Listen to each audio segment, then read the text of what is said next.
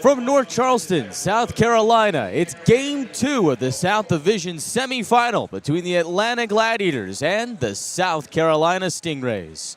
Welcome to North Charleston Coliseum. I'm Chiarenza, bringing you all the action here on the Gladiators Broadcast Network on Flow Hockey and YouTube. Thank you so much for joining us here tonight. If tonight is anything like Game 1, we are in for a treat. Despite the Gladiators losing in Game 1, in terms of entertainment value, that game was well worth the 4-season wait as the Gladiators made their return to the postseason. And now Atlanta has a chance to even up the series before the series shifts to Duluth with Games 3 and 4 on Monday and Tuesday at Gas South Arena.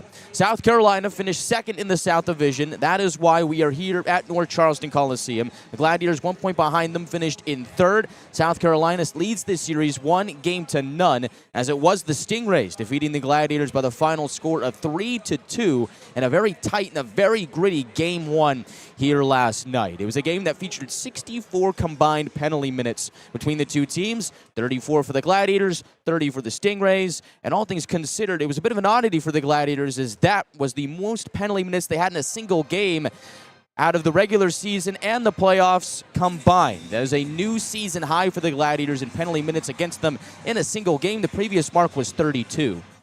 The Stingrays are a team that does like to rack up penalty minutes. They are the most penalized team in the ECHL throughout the course of the regular season. The Gladiators, the 6th least penalized team in the ECHL. We'll see if Atlanta is able to stay away from the trap that the Stingrays like to set up and get them off their game here in what is sure to be another physical game in this series. Gladiators struck first in Game 1. Adam Isley scored the opening goal late in the first period of that contest. Isley's first professional playoff goal technically came shorthanded after a bit of a oddity of a first period where we saw Atlanta's Josh Davies and South Carolina's Ryan Hover both lead the game with match penalties for head contact. Gave us some 4-on-4 action, even 3-on-3 action, but neither team scored on it. In fact, it was when Alex Young was in the box for a double minor, that's when the Gladiators scored. But the Gladiators had drawn a penalty of their own, so Hyder had gone to the bench. It was 5-on-5. Isley scores on a pass to the slot from Conroy, and that makes it a 1-0 Gladiators lead. And for statistical purposes, that does go down as a shorthanded goal. And Adam Isley got the Gladiators on the move. But unfortunately for Atlanta, South Carolina would then go on a run of 3 unanswered goals as Jalen Lipin scored in the second period as the Stingrays just fluttered a shot towards the net, ended up getting blocked in front. Hyder sprawled out, wasn't able to corral the rebound, and Lipin put it in. That made it 1-1. As then the Stingrays tacked on 2 more goals in the third period to extend themselves out with a 2-goal lead. Charlie Combs scored of a steal-in score as Stan Cooley was able to take the puck away on the far side wall and drifted across beneath the near circle to Combs, who was waiting for the score. That put the Stingrays ahead by 1, and then DJ King scored playing to the whistle as there was no whistle. King and the Stingrays dug the puck away from Hyder and scored to make it 3-1. Isley did tack on 1 more goal for the Gladiators in the final 5 seconds of the contest, but it wasn't enough, and time ran out on the Gladiators as Isley's second goal came with the net empty. And so for Atlanta, we'll see if they are able to bounce back here tonight in game number 2. As the Gladiators did put up a good showing in game number 1, and it really was a goaltending duel for the ages. Ethan Hyder was phenomenal for the Gladiators in a losing effort, stopping 27 of 30. And Garen Bjorklund stopped 29 of 31 for the Stingrays, as the Gladiators did win the special teams battle as well. Neither team scored a power play goal, but all things considered, if the Gladiators go 5 for 5 on the penalty kill and score a shorthanded goal, I'd like to think that they got the better end of that deal. So the Gladiators went over 3 on the power play, 5 for 5 on the penalty kill, and did score a shorthanded goal last night. Again, statistically, that does go down as a shorthanded goal. Atlanta was one of the best teams at scoring shorthanded goals in the regular season, as they finished second only behind Toledo with 12 shorthanded goals.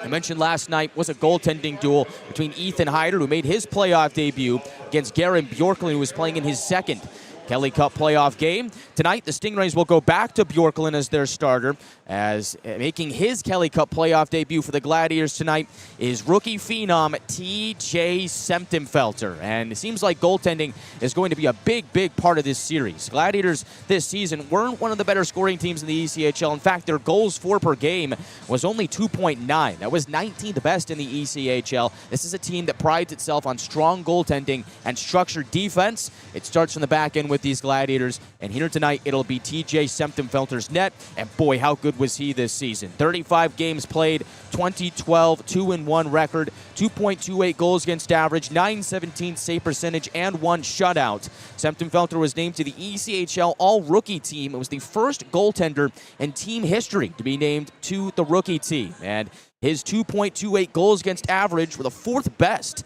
in a single season by an Atlanta Gladiators goaltender. Safe to say that Semptimphelter has done a good job of manning the net for the Gladiators this season. Tonight, the rookie, who is under contract with Milwaukee of the AHL, our proud AHL affiliate, will make his Kelly Cup playoff debut. So we'll watch T.J. Semptimphelter here tonight, and it was really one of those things where, talking to Mac in earlier in the week, and you can catch that interview on our YouTube channel, he didn't really tip his cap either way as to whether it would be a rotation in the playoffs or whether or not they would stick with one goalie through much of this series, but it seemed like to me that with the way the Gladiators had rotated their goalies all season long, at some point, they were going to go to Semptimphelter, and this is a luxury that head coach Mac Ginn has, as he knows that he's got 2 high-caliber goaltenders in his arsenal, and he's going to turn to them here tonight. And so last night it was Hyder, who played phenomenally. He gets some rest here tonight before the series shifts back to Duluth, and T.J. Semptimphelter will be the starter for the Gladiators in his Kelly Cup playoff debut.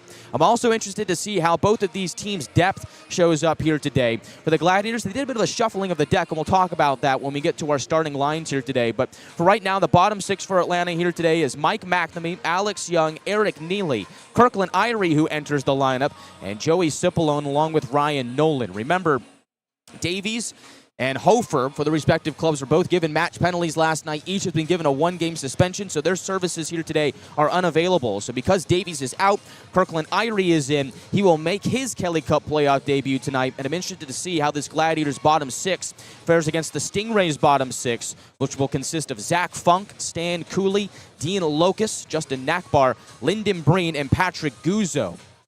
It feel like last night the Gladiators did play a strong team game, but the Stingrays, who were a bit more opportunistic with their opportunities, were able to end up getting the win. And I've always felt like in this series that it's going to be the team that makes the mistake, that's the team that's going to lose. And last night, that was the Gladiators. Either way you want to slice it, that controversial call with the no whistle, the Gladiators didn't play to the whistle, and they kind of hung around a bit, let the Stingrays dig that puck free and score. They made the mistake, and they ended up losing because of it, as that goal from King ended up being the game-winning goal. So we'll watch for the Gladiators' bottom 6 here tonight. We'll see how they fare. And I've got my eyes particularly on Alex Young here today. Young was the Gladiators' leading scorer in the regular season with 27 goals, 32 assists for 59 points in 72 games, but he has gone cold as of late. Scoreless in Game 1, scoreless in his last 7 games dating back to the regular season. That's his longest cold stretch by far this season. We'll see if Alex Young can remain or can get back to being hot here today on a line with Mike McNamee and Eric Neely.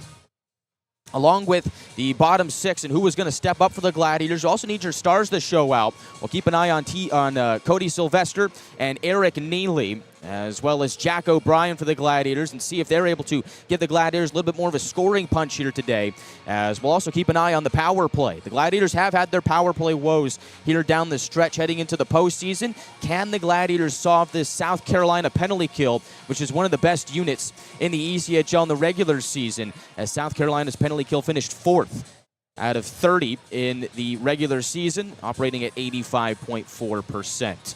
We'll see how the Gladiators fare here tonight in Game 2. We'll also take a look at the keys to the game, presented by Beaver, Toyota, and Mazda, and the starting lineups on the other side as we get set for Game 2 of the South Division Semifinals between the Gladiators and the Stingrays.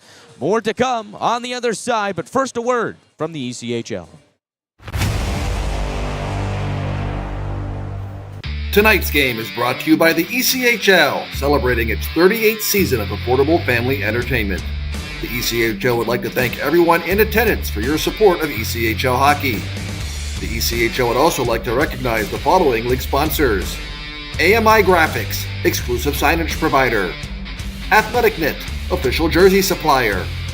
Baron Rings, official championship ring supplier. BFL Canada Insurance and Sutton Special Risk, sponsors of the 2026 ECHL Hall of Fame induction ceremony. Dash, official mobile auction platform. The Fairley Group, official commercial insurance provider. Flow Sports, exclusive streaming provider. Hotel Planner, official hotel reservations partner.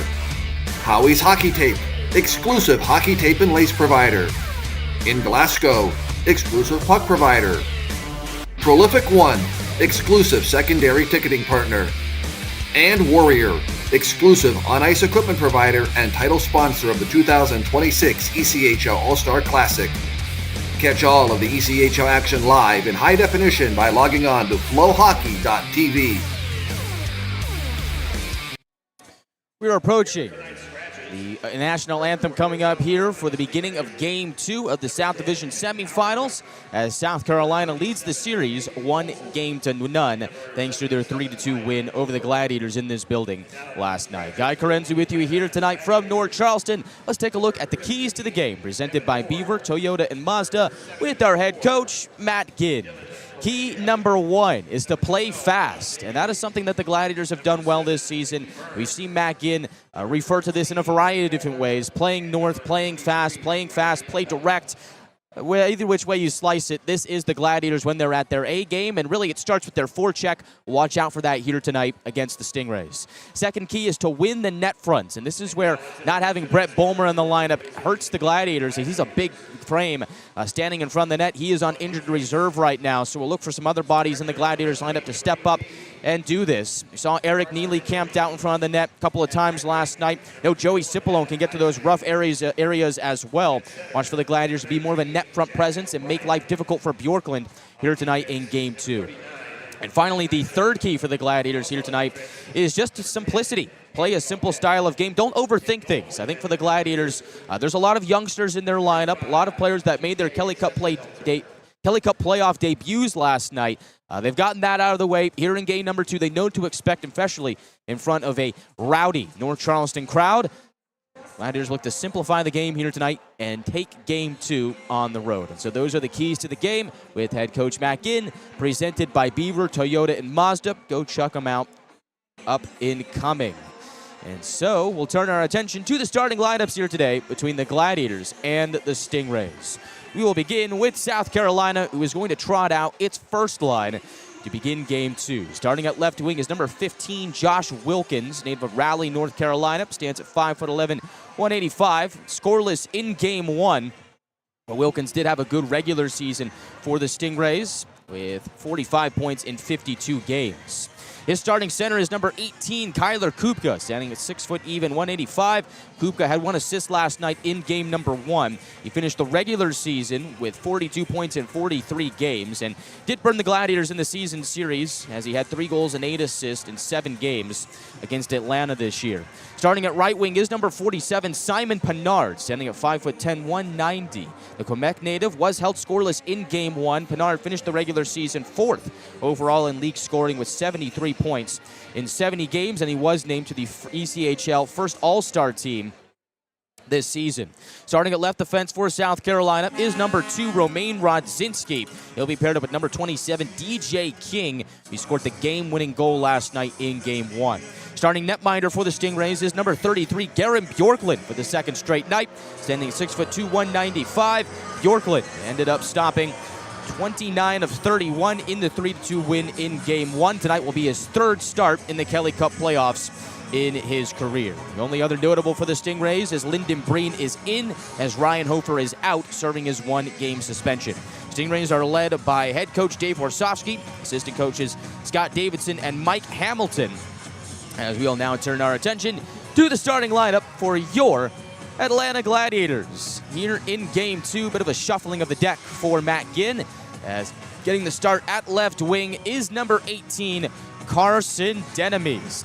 Standing at 6'1", 194. The Regina, Saskatchewan native had 9 goals and 12 assists for 21 points in 72 games in the regular season. The Gladiators' Iron Man will get the start at left wing.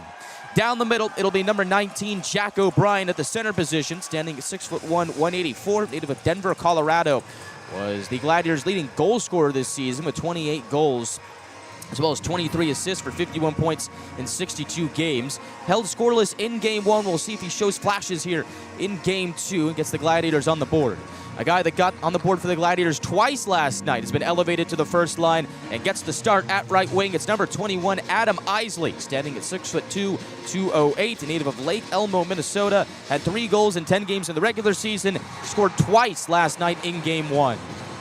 Starting at left defense for the Gladiators is number 39, Chad Nychuk, standing at 6'1", 194. Native of Rossburn, Manitoba, is under contract with the Gladiators' AHL affiliate, the Milwaukee Admirals. Had a phenomenal year, was named to the All-ECHL first team with 8 goals, 45 assists, 53 points in 66 games. Nychuk did have an assist last night in Game 1 on Isley's second tally.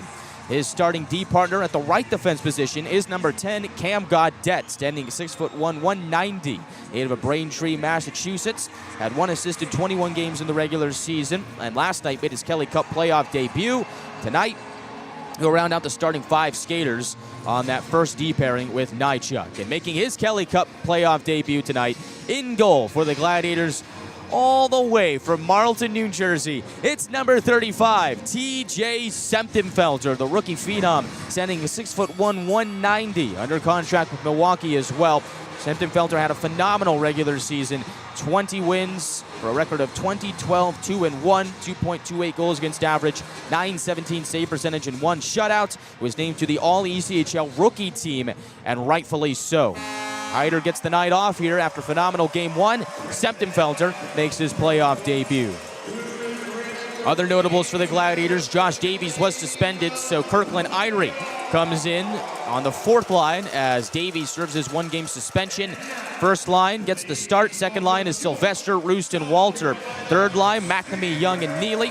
4th line, Irie, Cipollone, and Nolan. First pairing gets the start of Nychuk and Gaudette. Second pairing is Conroy and Les, and the third pairing is Jarvis and Orzak. Hyder the backup to Semptimphelter, your non-dressers. Number 15, Evan Orr. Number 74, Dylan Carabia. Number 12, Josh Davies, who is out due to the suspension. And number 7, Mickey Burns. Number 14, Brett Bulmer. And number 23, Riley Appel are all on injured reserve.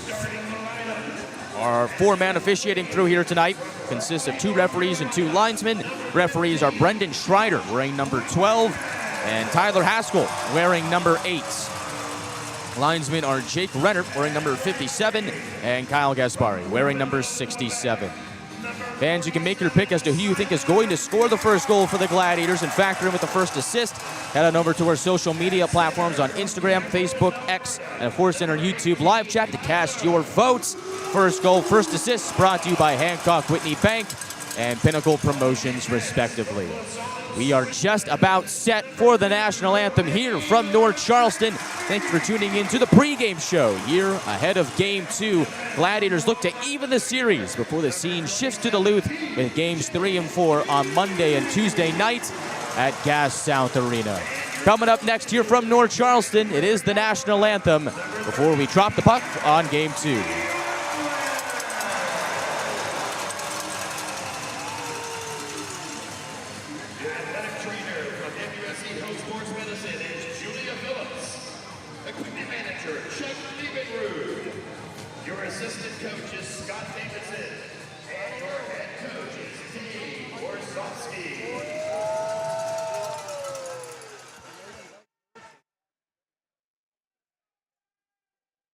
Ladies and gentlemen, at this time, we ask those who are able to please rise and remove your caps for the performance of our national anthem, presented by Patriots Point Naval and Maritime Museum.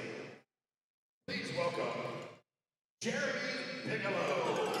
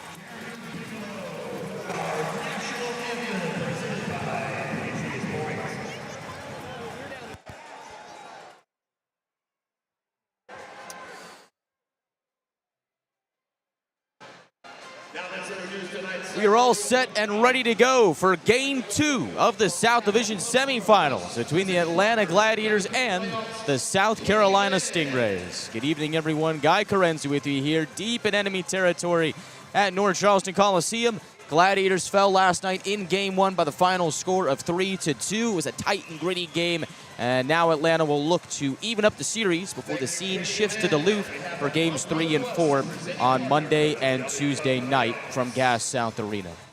Four-man officiating crew here tonight. Referees are Brendan Schreider, wearing number 12, and Tyler Haskell, wearing number 8. Linesman Kyle Gaspari, wearing number 6-7, and Jake Renner, wearing number 57. Gladiators are wearing their white jerseys with blue numbers and gladiator gold trim. Led in goal by TJ Semtenfelter. They will skate from right to left as you see it on Flow Hockey. Stingrays are wearing their red jerseys with white numbers and blue trim.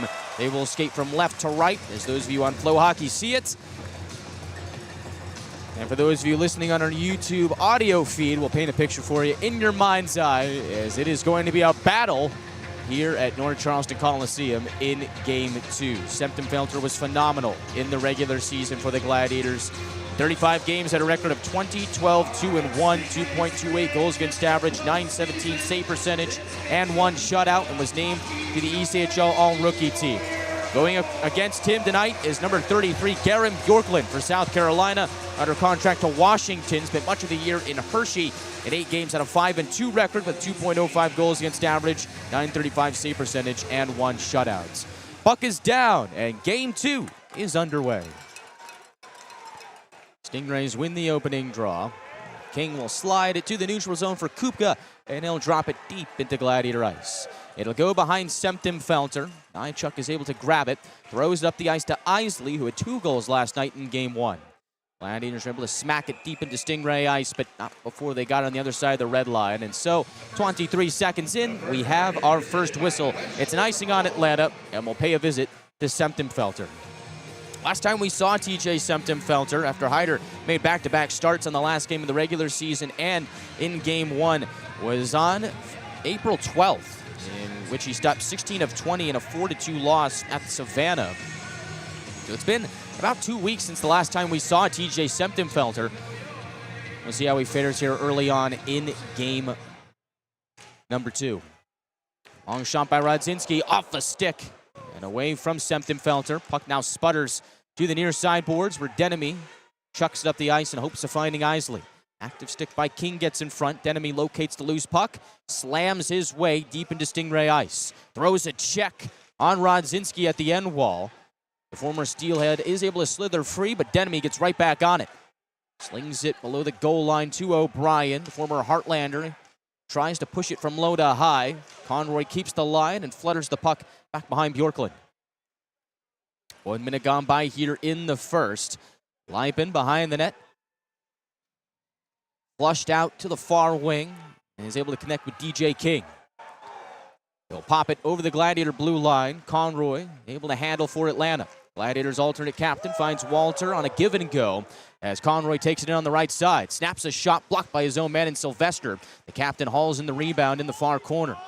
Trades it off to Austin Roost, under contract with Nashville. Tries to cut inside, but the puck rolls off the stick. Keeping the line at the right point is Jarvis. Puck goes hard around to the near boards where it's met by Sylvester. Stingrays were able to scoot that away as they press down the left wing. The rookie Stan Cooley tries to go around Orzek, swoops from behind the net and pulls up on the right circle. Takes the shot, that gets blocked. Person sets up a drive by Combs that goes over the head of Semtenfelter. Gladiators have the puck back as Orzek is flushed out from behind Semtenfelter. Cooley on the forecheck, forces him to go to the right wing for Jarvis.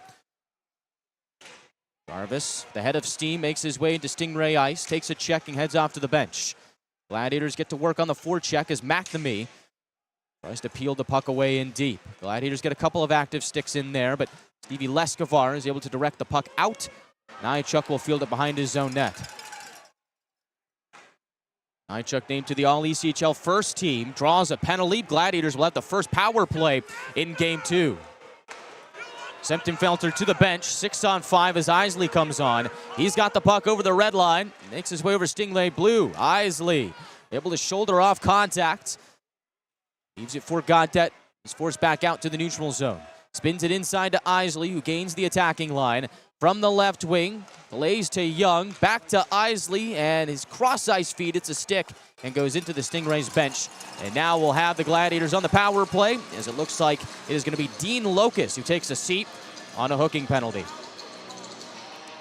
That penalty comes 2:56 in, and the Gladiators are off to the Eco-Electric power play.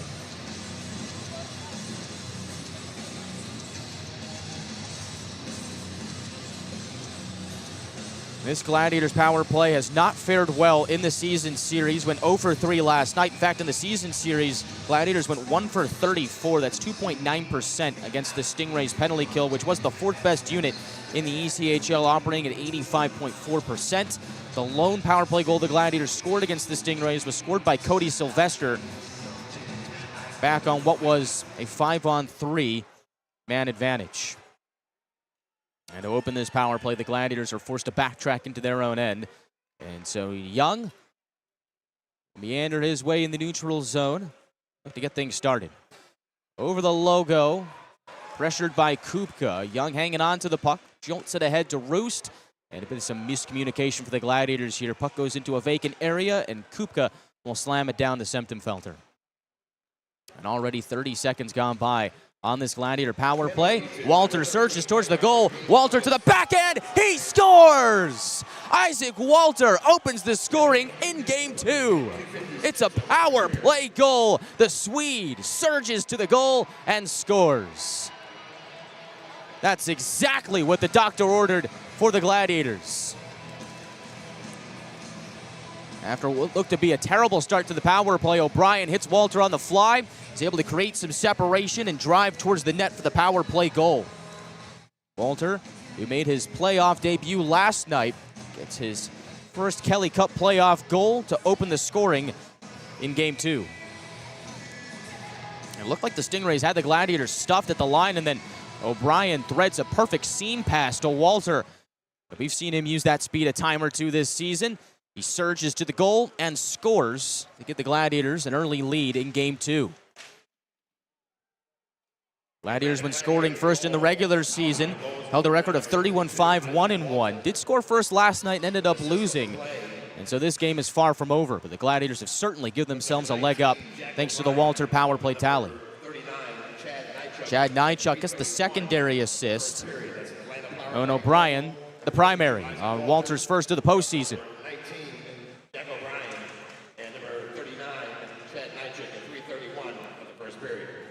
Stingrays dump the puck in deep. Puck skitters around to the far corner where it's met by Brendan Less. Puck taken away. Threaded inside for Rodzinski. Delays to Pinard for a backhand try. Hits a body in front. Gladiators try and clear, but Wilkins holds the line.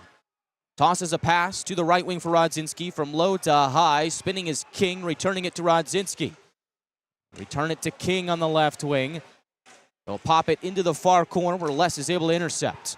Finds Nolan up ahead. And he will just catapult the puck through center, and the Gladiators will get a line change in. So Walter opens the scoring for the Gladiators on the power play. And it's a 1-0 Gladiator lead as Walter scores, 3:31 into the first. Stingrays dump the puck back into Gladiator ice. Jarvis and company able to quickly relay out to the neutral zone. Off the wall to Isley. Puck is taken away by Lipin. He scored a goal last night in Game 1. As did Charlie Combs, who draws a penalty. Looks like O'Brien going to get caught for tripping. And now Bjorklund will go to the bench, 6-on-5 for the Stingrays until the Gladiators touch up. Pass to Lipin on the left wing, connects. He'll button hook, looking for a trailer. Instead, spins the puck behind the net. Puck left by Person to Pinard on the right wing. He'll quickly tap it to the right point, take the return feed. Quick delay to Lipin, and the Gladiators will touch up. And so, with 5:35 gone by in the first, we will see the Stingrays power play for the first time tonight. The Gladiators are off to the Beaver Toyota Mazda penalty kill. The Gladiators penalty kill was one of their MVPs last night. Despite the loss, the penalty kill fared quite well, going 5 for 5 and scoring a shorthanded goal. O'Brien in the box, 2 for tripping. And the Stingrays have a chance to even the game on the power play. In the season series, the Gladiators Stopped 23 of 26 Stingray power plays for 88.5%. Long shot gloved up by Semptimphelter on the Georgia native Connor Moore.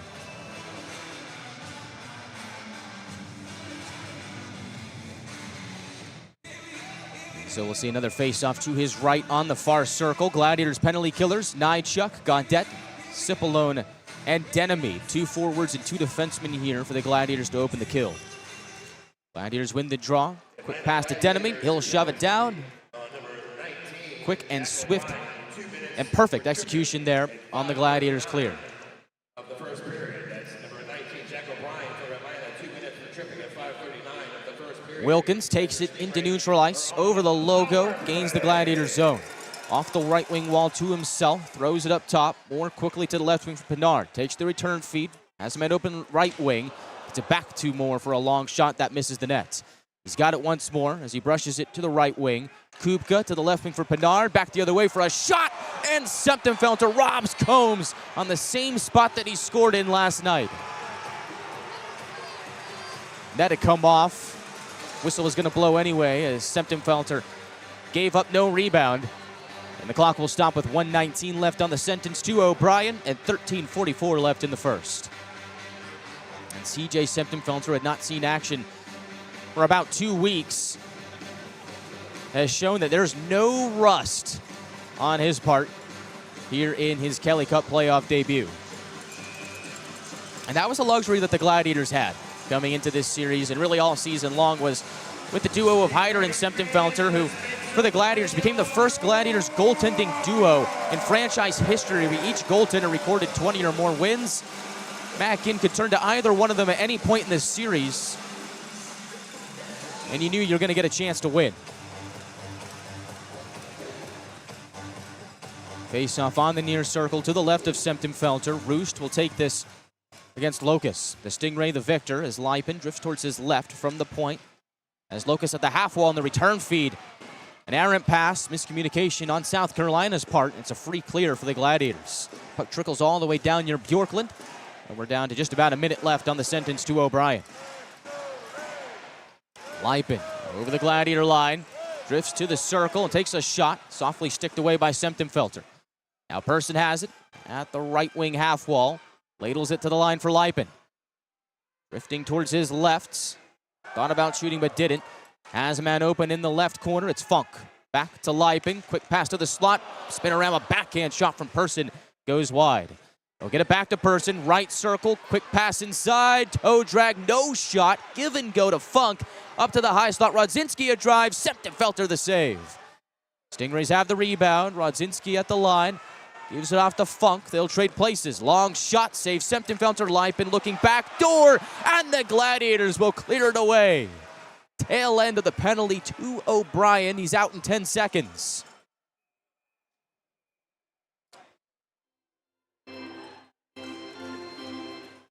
And now with 12:33 left in the first period, we'll see a whistle as O'Brien's out of the box in 8 seconds.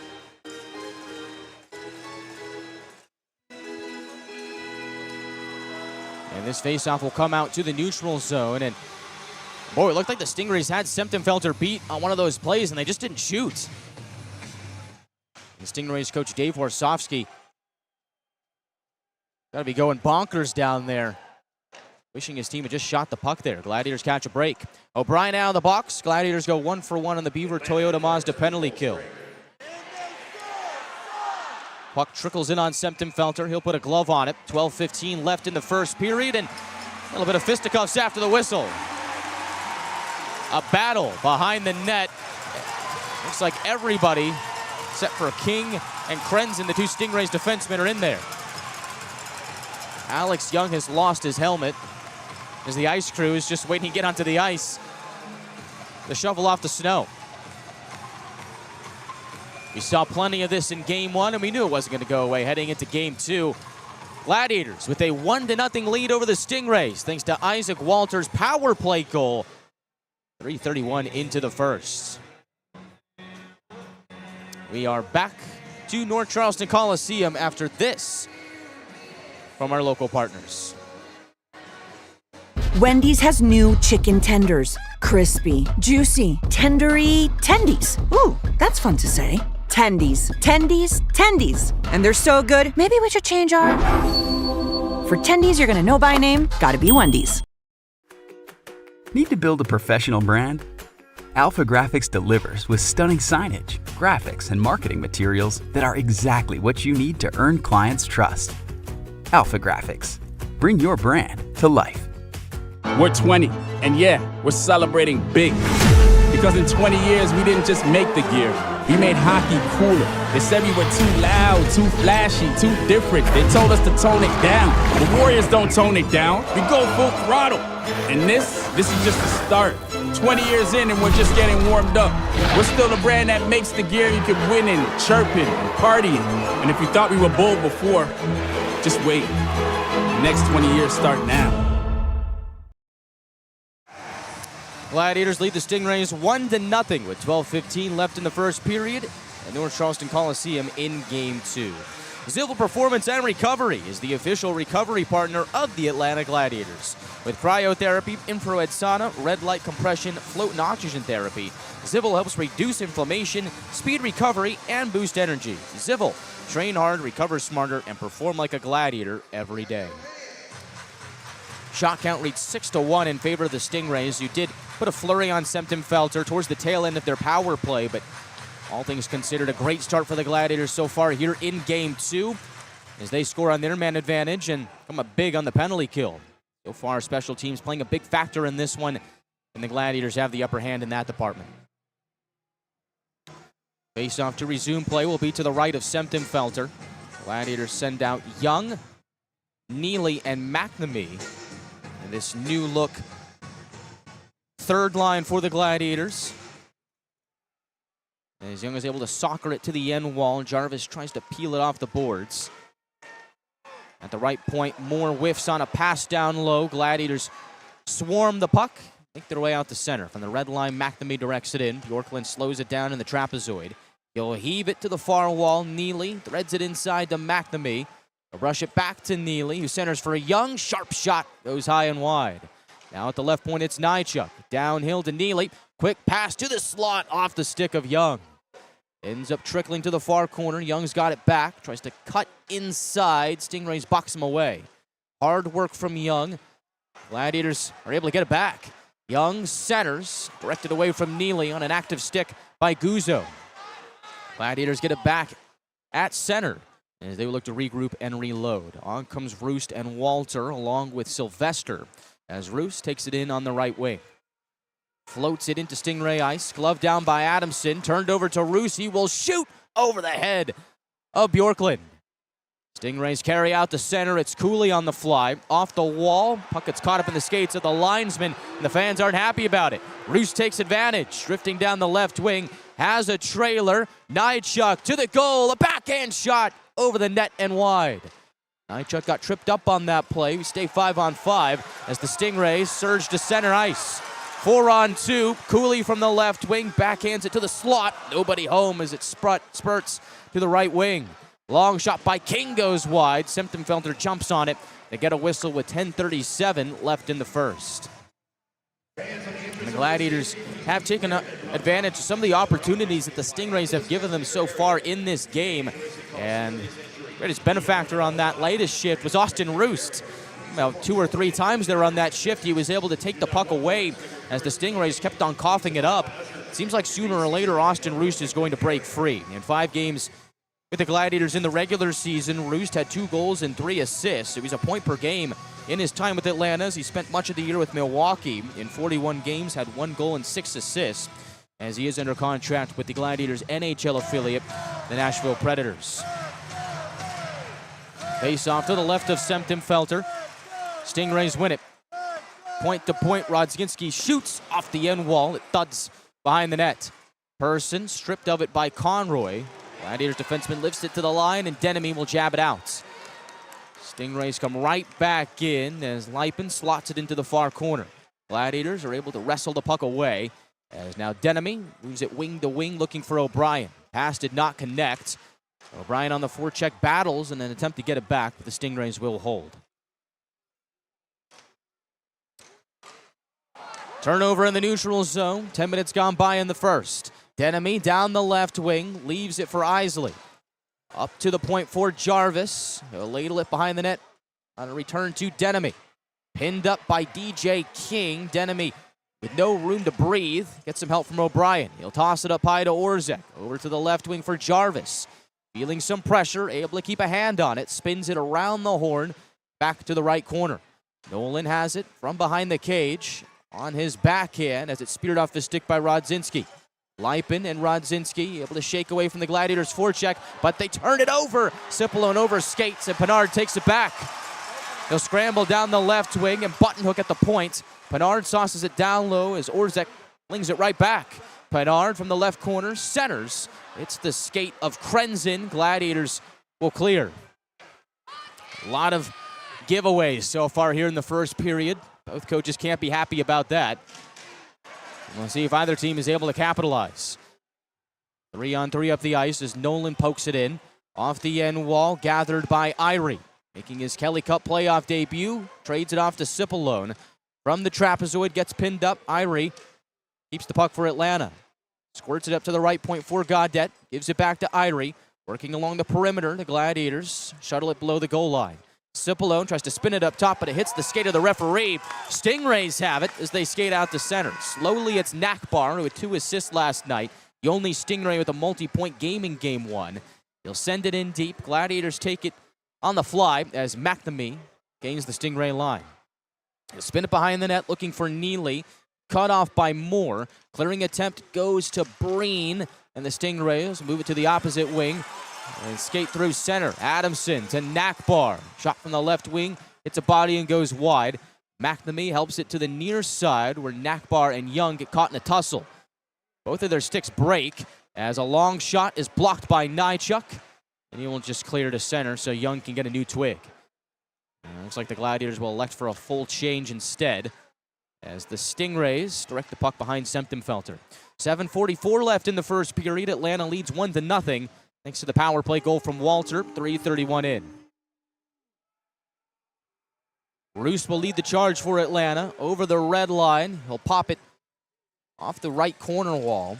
King, the first man on it for South Carolina, ladles it through the neutral zone, and not enough steam for an icing. Les will have to retrieve.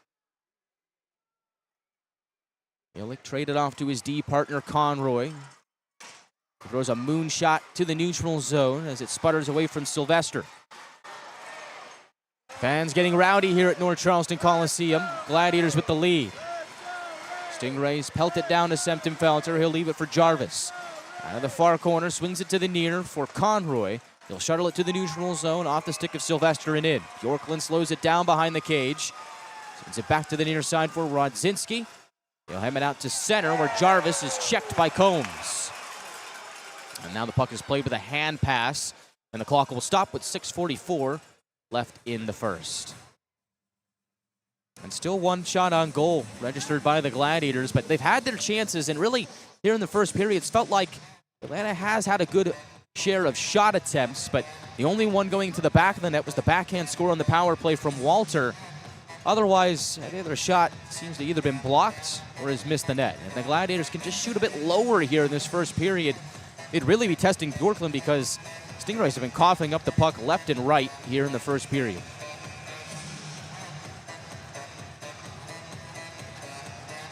And this face-off will be on the top of the Gladiators' blue line on the near side of the neutral zone. O'Brien will take it against Lipin, and the Gladiator the victor. Orzek from the right wing tries to move it to the left, hits a stick on the way, and the Gladiators just jolt it to Bjorklund. Keeps the play alive. Clearing attempt is a turnover. Isley has it, dangling to the goal. Drop pass to O'Brien, and his shot is stopped by Bjorklund. What a play from Adam Isley. He has been phenomenal. We've got another penalty here. It's going to be a hooking call, and Ludwig Persons going to the box for South Carolina. Gladiators back to the power play. Person takes a seat. 6:22 left in the first.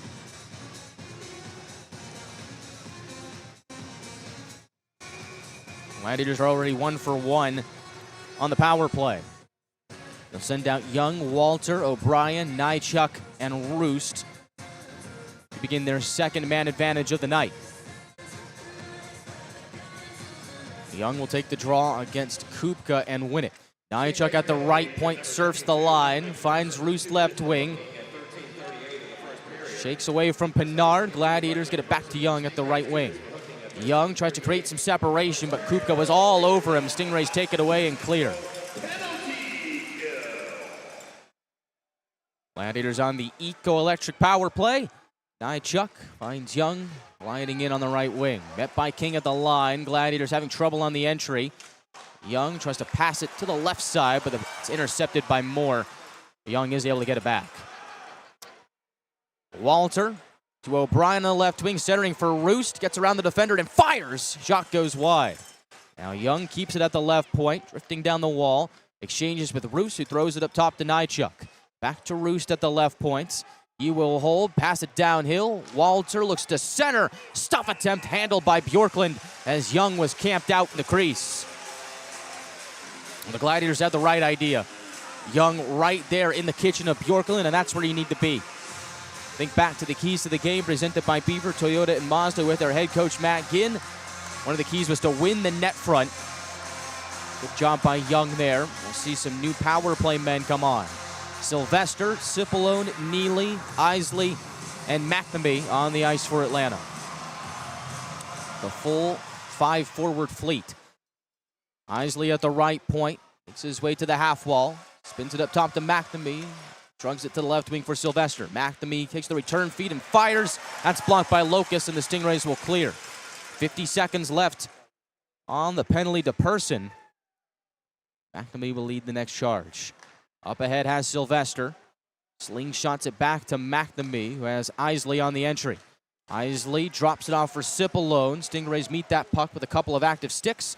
Get it to the line, and Sylvester just barely couldn't keep it in. Gladiators forced to reload. Down to 25 seconds on the power play. Cipollone dumps it in around the horn to the near corner. Met by Krenzen. He will clear as it skips by McNamee. And the Gladiators will get a change. And it looks like that will be just about the end of this Gladiators power play, barring one more surge. Stuffed on the latest entry, and that is all. Gladiators now 1 for 2 on the eco-electric power play as Person's out of the box. Gladiators still lead 1-0. Did take 2 shots on that power play. Count in the game is now up to 6-3 in favor of South Carolina. Irie, quick pass downhill to Denemy. From behind the net, jabs it to Nolan. Along the far wall, Stingrays are able to take it away. Wilkins springs into action. Conroy on the back check, able to shake him down. Cross-ice feed, taken away. Gladiators have numbers up the ice. Developing 3-on-2, but Atlanta, bit gassed, forced to dump it in deep.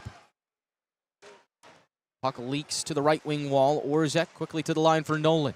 Left wing pass for a shot goes wide. Irie has it out of the corner. Slugs it deeper for Denemy. It'll pop off his stick to the far corner. Nolan's there to meet it. Stingrays are able to get away from him and emerge out to center as they make a line change.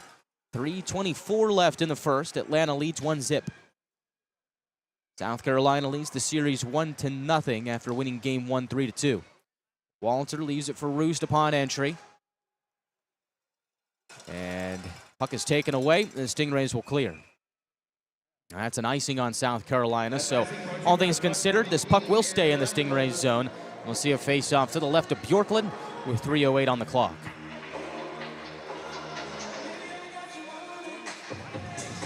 Gladiators looking to win their first playoff game in just about 13 years. Last time the Gladiators won a playoff game was April 26th. Game 4 of the second round against Cincinnati back in 2013. Almost 13 years to the day. They're off to a good start here in game 2. From the high slot, Sylvester drifts to the right wing.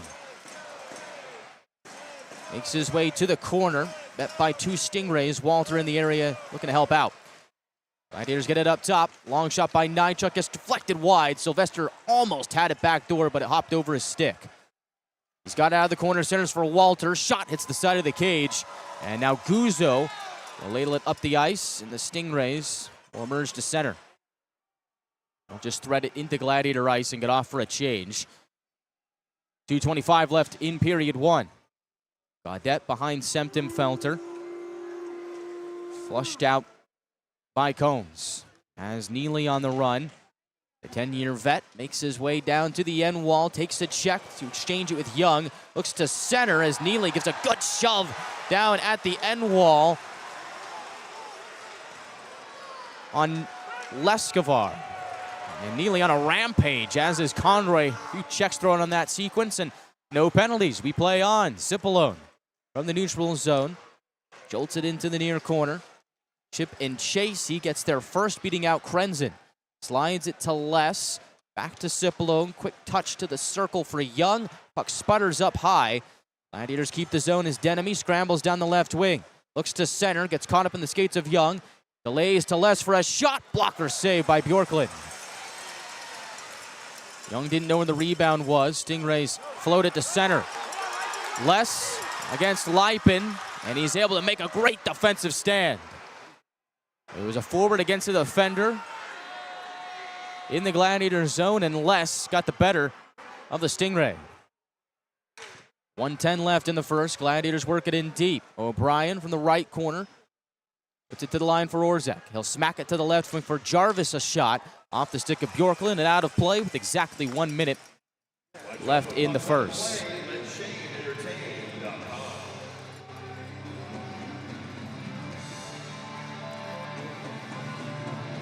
What a great effort it's been by the Gladiators here in the first period. Shot count 6-5 in favor of the Stingrays, and feels like game one was a bit of an outlier in the shot count. This is more like what we're used to seeing between these two teams. South Carolina, Atlanta, two of the lower shot takers by volume in the regular season. Gladiators average 28.7, Stingrays 27.7. Atlanta 25th, South Carolina 28th out of 30 in shots for per game in the regular season. Faceoff will be to the right of Bjorklund. O'Brien will take it against Cooley. Cooley, the rookie, does win it for the Stingrays. Swoop out to the left wing as Guzzo chucks it to center. Glove down by Isley. Off the right wing wall, wanted Irie, but he was stuffed by Guzzo.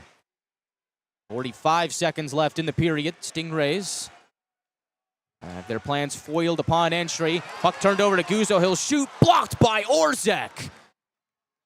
Putting the body on the line. Big save by the Gladiators defenseman. Now Isley tries to drive towards the goal. He gets stood up by Rodzinski. Those two joust for a moment as the puck sputters out to center.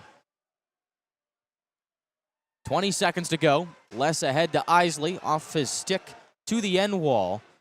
No icing as Rodzinski will field it. Not in any kind of hurry. With 10 seconds to go. Shoves it to the neutral zone. Gladiators get in front of it. One last chance for Roost. From the right wing, he'll shoot. Blocker save Bjorklund as a check was thrown at the goal mouth. Right at the buzzer. Jarvis got popped. His glove is off. And he's in a bit of distress. And chaos ensues at the conclusion of the first period. Jarvis does get off under his own power, though, and will skate to the Gladiators bench. In fact, he actually turns around in the neutral zone and heads right back towards the pile. He's got something to say. And he's talking to the referee, and I believe they're checking for blood. That hit was thrown as Jarvis was driving towards the net as the shot from Roost was taken from the right wing. Bjorklund made the blocker save, and then Jarvis got hit right at the buzzer.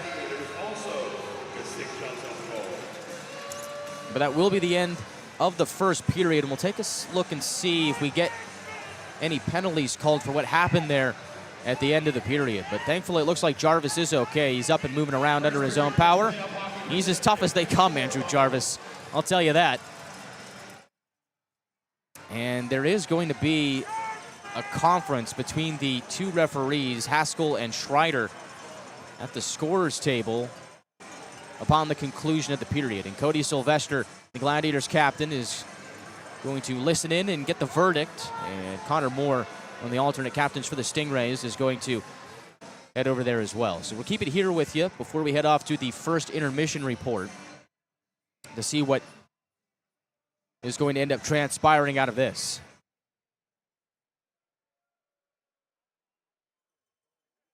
It has been a scrappy series to start, which was expected between these two teams. Season series definitely swung that way, and you knew the playoffs were going to be that times 10. I mean, you could just 10x that as far as the intensity from the regular season to the playoffs, and even more so. And this discussion from our four-man crew is taking a bit of a while. So we'll see what ends up happening out of all of this. But all things considered, a great first period for the Gladiators as they get the lone goal on the power play. They check their boxes. I mean, they solved their power play woes.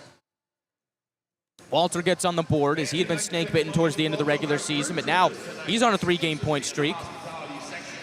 And the Gladiators have a 1-0 lead after one period of play. And they're still talking things over. Sylvester and Moore getting the verdict from the two referees, the two linesmen, Gasperi and Rennert, looking on, having a chat of their own. And nobody outside of a few have headed off to the concession stands. Everybody wants to know what the call is. Meanwhile, the benches are both cleared. Both teams outside of the two representatives, Sylvester and Moore, have gone off to the locker room. And they have not yet started the intermission clock. And it looks like now Sylvester and Moore are off to the locker room. And so there is no official signal made there, so a whole lot of hype for nothing. Not entirely sure what happened on that last play, but we'll get to the bottom of it at some point during the first intermission reports. But what you need to know right now, Gladiators lead 1-0 after one period of play. And coming up next is the first intermission report from North Charleston Coliseum. We'll recap the first period, look ahead to the second, talk about how physical this series has been and the special teams battle and how that played a factor in the first period. And as always, check in on our YouTube live chat as we send a big hello to our fans watching back at home in Duluth here on a Saturday night in the postseason. All that coming up on the other side. Don't go anywhere after these words from our local partners.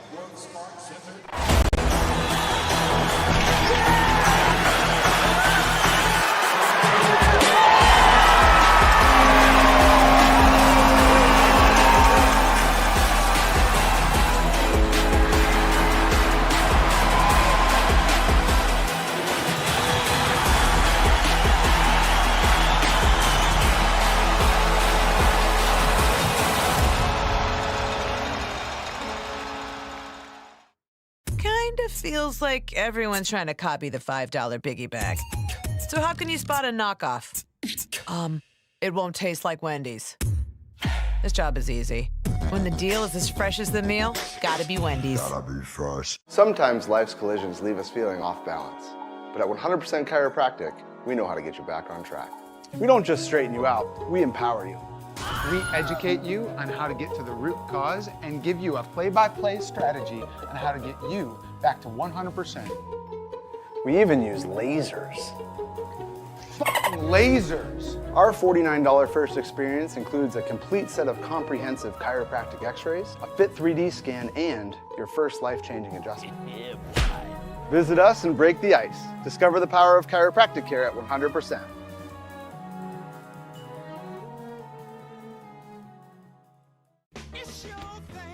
When you need inspiration, it's worth shopping Kroger. For thousands of appetizing ingredients that inspire countless mouth-watering meals. And low prices that add up to big savings, like over $600 in digital coupons each week, and up to $1 off per gallon at the pump. So you can get big flavors and big savings. Kroger, fresh for everyone. Gwinnett Fire and Emergency Services is ready to answer the call, but we'd rather prevent them. Our free home safety survey includes checking smoke alarms, identifying common hazards, and reviewing your family's home escape plan. Schedule yours today. Gladiators lead the Stingrays 1-0 after one period of play here in Game 2. The Gladiators put together a great first period offensively and defensively. As for the second straight night, they have a 1-0 lead after 20. Guy Chiarenza with you here on the Gladiators Broadcast Network on Flow Hockey and YouTube. I'd like to give a big shout out to our watch party right now at $3 Cafe. Big hello to everybody watching back at home in Duluth can't wait to see all of you on Monday and Tuesday for games 3 and 4. And this game is going to be very impactful in how this series is going to be determined. As for the Gladiators, if you're able to take the split here on the road, you're in good shape, as the Stingrays were one of the best home teams in the ECHL this season. In fact, their 26 home wins were second, trailing only Kansas City, who was the best home team in the regular season this year. The Gladiators in their own right were great at home as well, 24-9-2-1. So the Gladiators are able to steal a game here in Game 2 for the series. Heads back to Duluth. They're in great shape as they have a great crowd for games on Monday and Tuesday for games 3 and 4 in the first playoff games at Gas South Arena in 8 years. The last time the Gladiators played a playoff game at home was against the Florida Everblades back in 2018. Gladiators did not get to play a home game in the last time they made the playoffs, as all 4 games were in Jacksonville back in 2022. So for those of you who are looking for tickets to that game, we'll have the link coming up shortly in our YouTube live chat. You can also go to atlantagladiators.com and get your tickets there as well, as we're looking to pack the house and pack the Coliseum for games 3 and 4 in Duluth. And, you know, it's one thing to be a great home team. It's another thing to be a great team on the road. Gladiators have proven this season that they can win in enemy territory. While Atlanta has had its struggles in this building this season, the Gladiators did finish the regular season 2014-2 on the road this year. And the Gladiators' 20 road wins were the 3rd most in the Eastern Conference, and this tied for the 7th most in the entire league. And so this is a Gladiators team that knows how to win on the road, and they certainly put together a great first period so far here today. And so here is the ticket link in our YouTube live chat for games 3 and 4.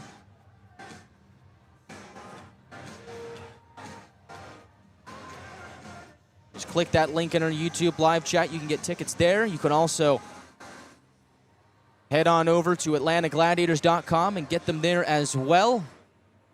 We hope to see everybody back at home on Monday and Tuesday as the series will shift to Georgia. Here in Game 1, the Gladiators score once in the first period, and the goal was impactful for many of different ways. For the Gladiators, it's Walter scoring 3:31 in on the power play to make it a 1-0 Gladiator lead. And, you know, I always felt like coming to this game that the Gladiators needed to score first, and they needed to score first early, as the longer this thing either stayed tied or South Carolina had the lead, the more it would benefit the Stingrays. And the Gladiators get off on the right foot. They score in their first shot of the game, as in the box for South Carolina was Dean Locust for hooking, and Atlanta wastes no time as they score 35 seconds into the power play. And it looked like they were going to get initially stuffed on the zone entry. And the Gladiators end up chucking it cross ice as O'Brien threads a beautiful seam pass to Walter, who was able to create some separation using his speed, as Walter was kind of slingshot, one of the two, towards the net on that play, and create some separation to go backhand top shelf for the score. And Walter, who'd been quiet towards the end of the regular season, was one of the better rookies in the entire league this season, as he finished 16th among ECHL rookies in points.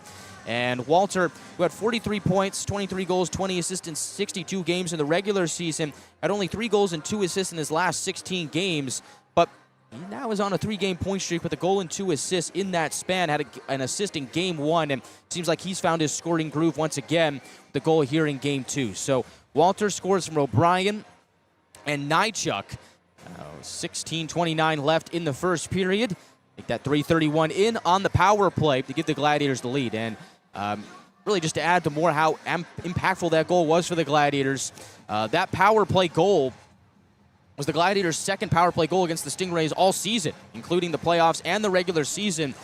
Prior to this game, the Gladiators had gone 1 for 37 on the power play against the Stingrays, and you got to give South Carolina credit. This is a top 5 PK unit in the league, operating at 85.4%. Gladiators went 0 for 3 last night, but it was certainly great to see them break the schneid there with the Walter goal, get off to a fast start, and lead early. Gladiators, when leading first this season, had a record of 31-5-1-1. Gladiators did hold the same score last night after one and ended up losing, but it seems like the Gladiators this season are really strong when they play with the lead. They're able to set up in their defensive structure and really take some more chances offensively as well. And we'll look for that to be a factor in the second period and beyond. Stingrays, when trailing first in the regular season, held a record of 19-19-0-2. It's a scrappy bunch, and they're not going to go away quietly. And so we'll watch with great anticipation to see if the physicality ramps up in the second period. We'll look for that and talk about that more on the other side of the break. We'll also preview potential second period surge for the Gladiators, as the second period was their best scoring period back in the regular season. All of that and a whole lot more as we'll turn attention to our YouTube live chat as well, coming up next on the other side of the break. It's the Gladiators 1 and the Stingrays nothing after the first period of Game 2. It's game day and Bucky's ready for action. From the moment he pulls up, it's all smiles, high fives, and Beaver Toyota pride. A quick stop for snacks and he's game ready. The energy in the arena starts to build because when Beaver Toyota and the Gladiators team up, the fun and excitement never stop.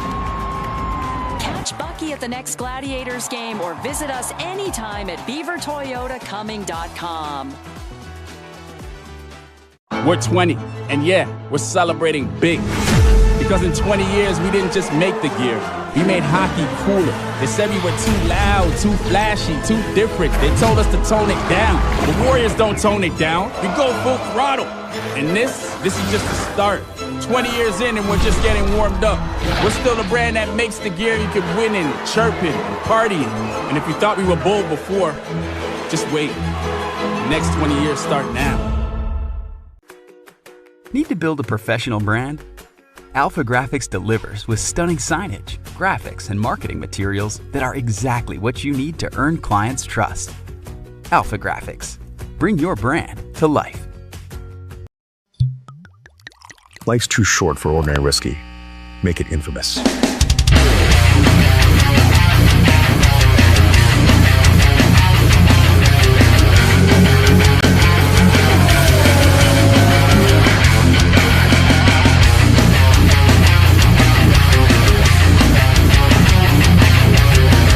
Now available at Mega Package Store, 2820 Lawrenceville, Sewanee, Oregon, 4 miles from Gas South Arena.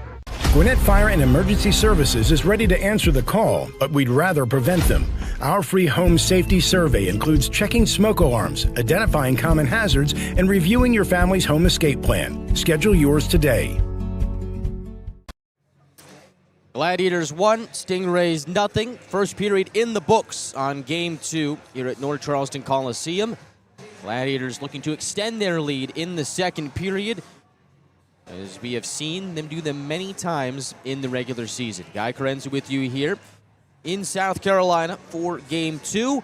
Here on the Gladiators Broadcast Network on Flow Hockey and YouTube. We'll be back at home in Duluth on Monday and Tuesday night for Games 3 and 4. You can get your tickets at atlantagladiators.com, or if you're watching or listening on our YouTube live feed, you can click the link that is pinned in the chat as well to get your tickets for Games 3 and 4.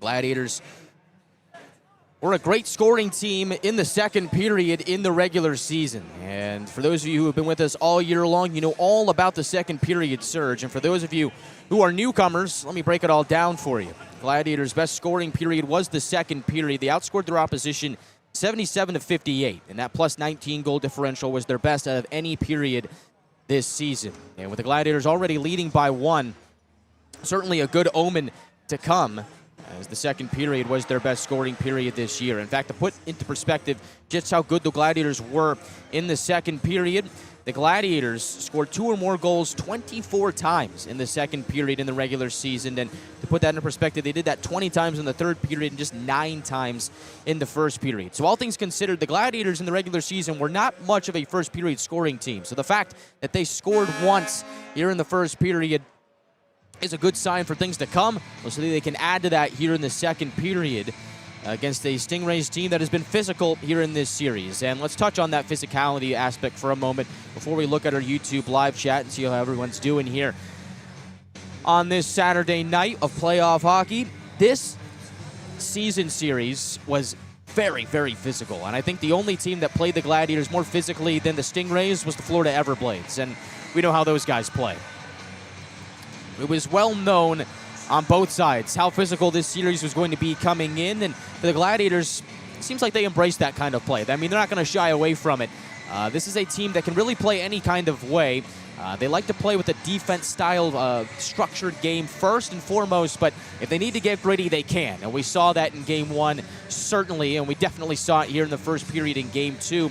I'm curious to see if things will open up a little bit here in the second period like we saw back in the first period last night in Game 1, or both teams will continue to try and hammer hits out in this game, as I'm expecting it to be a very taxing and very bruising series on both sides. And we'll see if injuries start to play a factor as the series goes on, but as we saw late there in that first period, Jarvis took a late check at the end of the period when we saw the high hits from Davies and Hofer back in Game 1. I mean, this is going to be a big bruising series, and it's not going to go away. So if you like hits, if you like close games, low-scoring games, this is your kind of series. And for my money, this might be the most exciting series out of all of them in the opening round of the Kelly Cup playoffs, as these two teams are so evenly matched. They play so physical. They just do not like each other at all. Makes for some great entertainment here in the postseason. And the season series was intense, and you can really 10x that here in the postseason, as playoff hockey is always more intense, and we have been treated to it so far here in the first two games of this series. Let's take a look at our YouTube live chat. Let me know if you are going to be in the house for either games 3 or 4, hopefully both. Looks like Justin Burke is going to be in the house. Congratulations to Justin Burke for winning our YouTube Commenter of the Year award, given to him by myself, Andrew Fleming, and Shelby Rabideau. Hope to see our crew back on Monday night for Game 3. Tracy Hayes in the chat. She will be there. Joe Mama's going to be in the building on Tuesday. Taylor's going to be there with a big group coming on Tuesday. That's awesome. That is fantastic to hear. I want to pack that Coliseum. These guys deserve it. And these Stingrays fans have been loud, but I'll tell you one thing. Yeah, they're loud, but they're nothing like Glads fans, especially when Glads fans get to their chance. Nobody's got them beat. Nobody's got Gladiators fans beat there. Nobody does it better. Jared Youngman in the chat asking, where is my playoff beard? I can ask you the same thing, Mr. President. I can ask you the same thing. You call that goatee a playoff beard? Some would say that's cheating, starting early. I think you should just shave it and start again, but I don't know if there's really much to shave. Might as well use that head start.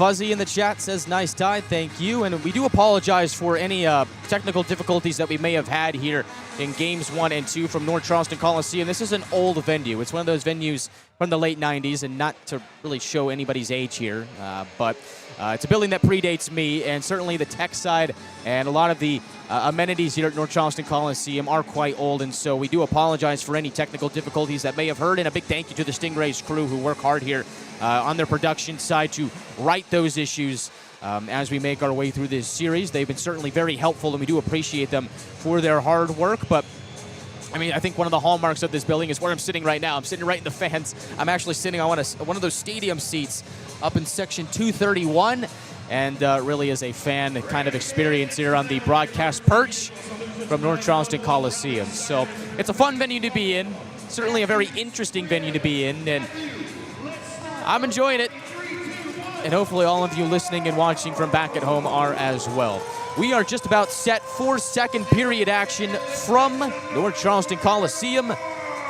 Gladiators up 1-0 after one period of play here in North Charleston. That'll do it for the first intermission report. Coming up next, the second period. I was born in 2001, for those of you asking. I am 24 years old. Last time the Gladiators won a playoff game, I was 12. And so that may be the topic of the next intermission report. How old were you back on April 26, 2013? What were you doing back on April 26, 2013? Hopefully that curse comes to an end tonight. Gladiators done a great job so far here in Game 2. They have a 1-0 lead to start the second period.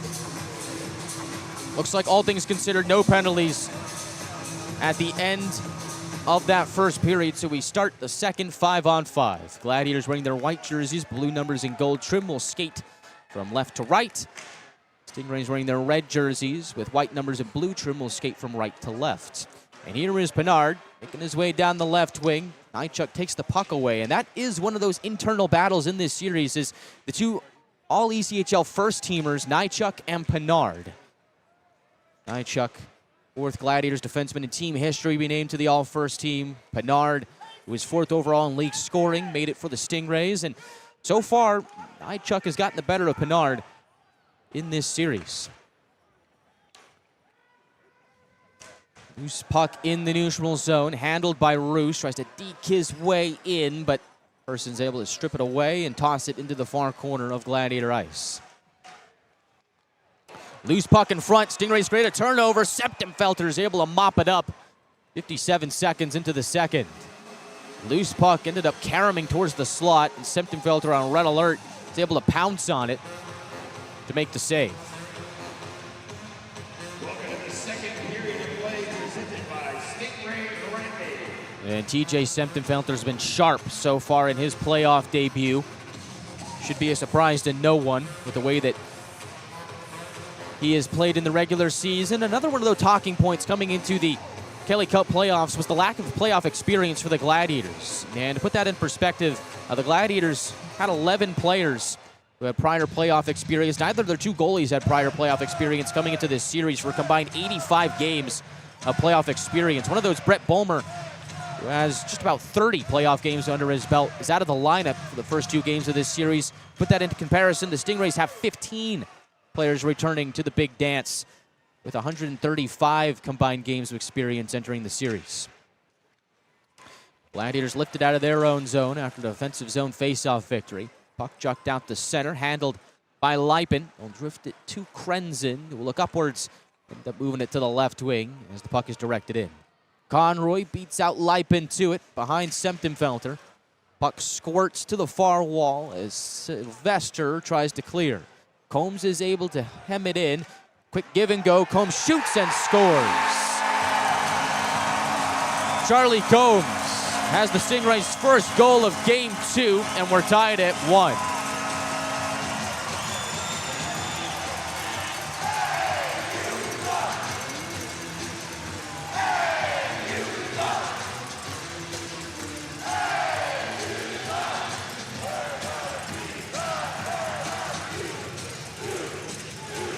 And for the Gladiators, this got caught flat-footed there for a moment. Stingrays with the quick give and go. Combs upstairs for the score. And that was just a well-placed shot. I don't think there was much that TJ Septemfelter could have done there.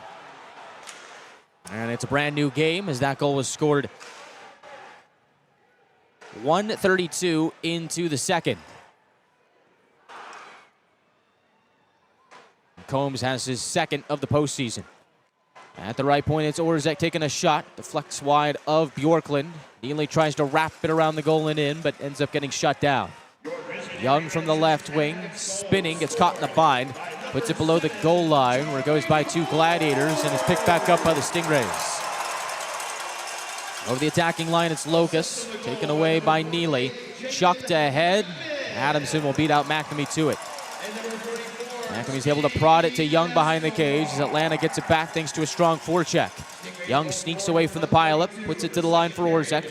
Across to Gaudette, left wing shot, blockered away by Bjorklund.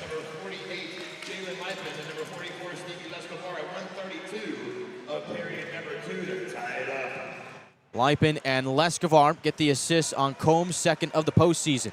Gladiators on the attack as Nolan finds Irie behind the net. They'll find Gaudette at the right point. Go across to Nychuk. At the left circle, it's Cipollone for a shot. Deflects away from Bjorklund. Irie is able to spin away from Cooley in the near corner. Puts it up high. Nychuk will hold. Deflects off a stick in the slot and wide.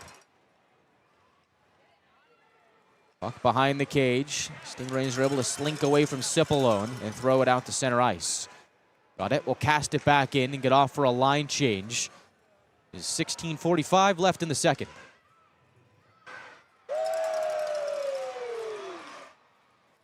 Moore loses the puck along the left wing. O'Brien takes advantage for a snapshot score. Jack O'Brien with the snipe, and Atlanta gets the lead back. 2-1 Gladiators. O'Brien with the score. 3:26 into the second.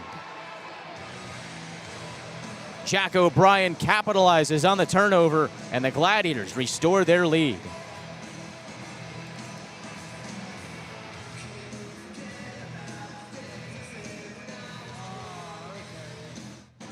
What a beautifully placed shot from Jack O'Brien. Goes far corner and in.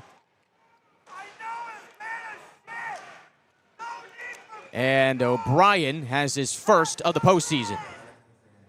And O'Brien is playing in his second career Kelly Cup playoffs. Went with Iowa back in 2025. That's his fourth career postseason goal and his first of these playoffs. It's now a multi-point game for O'Brien, who has a goal and an assist. Had the primary apple on Walter's power play tally back in the first period. O'Brien's goal comes unassisted. 3:26 into the second, and the Gladiators have a 2-1 lead. Make their way right back into Stingray ice. Puck behind Bjorklund. Spin out of the coverage put on by Isley. Gladiators again aggressive on this forecheck, hemming the Stingrays in. Denemy flushes the Stingrays out to the near wall. And Nakbar is able to get out of the pressure, but ends up icing it in the process. And the Gladiators will have an offensive zone face-off as a byproduct of that. And that's the Gladiators when they're at their best. Just a relentless forecheck. Playing a north style of game, and see a face-off to the left of Bjorklund because of it. Roost, Walter, and Sylvester, along with Jarvis and Orzek on the ice now for Atlanta.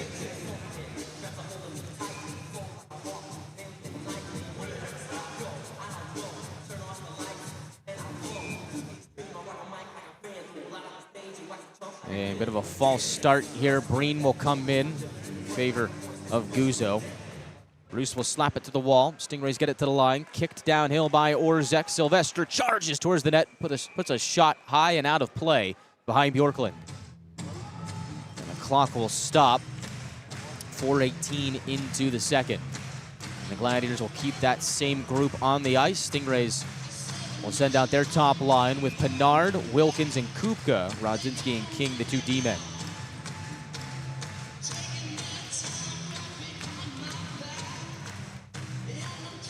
Near circle face-off, Roost against Kupka. And the Stingray is the victor.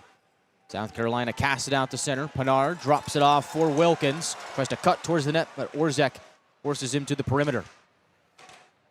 Orzek out of the near corner. On his forehand, plugs it ahead for Walter.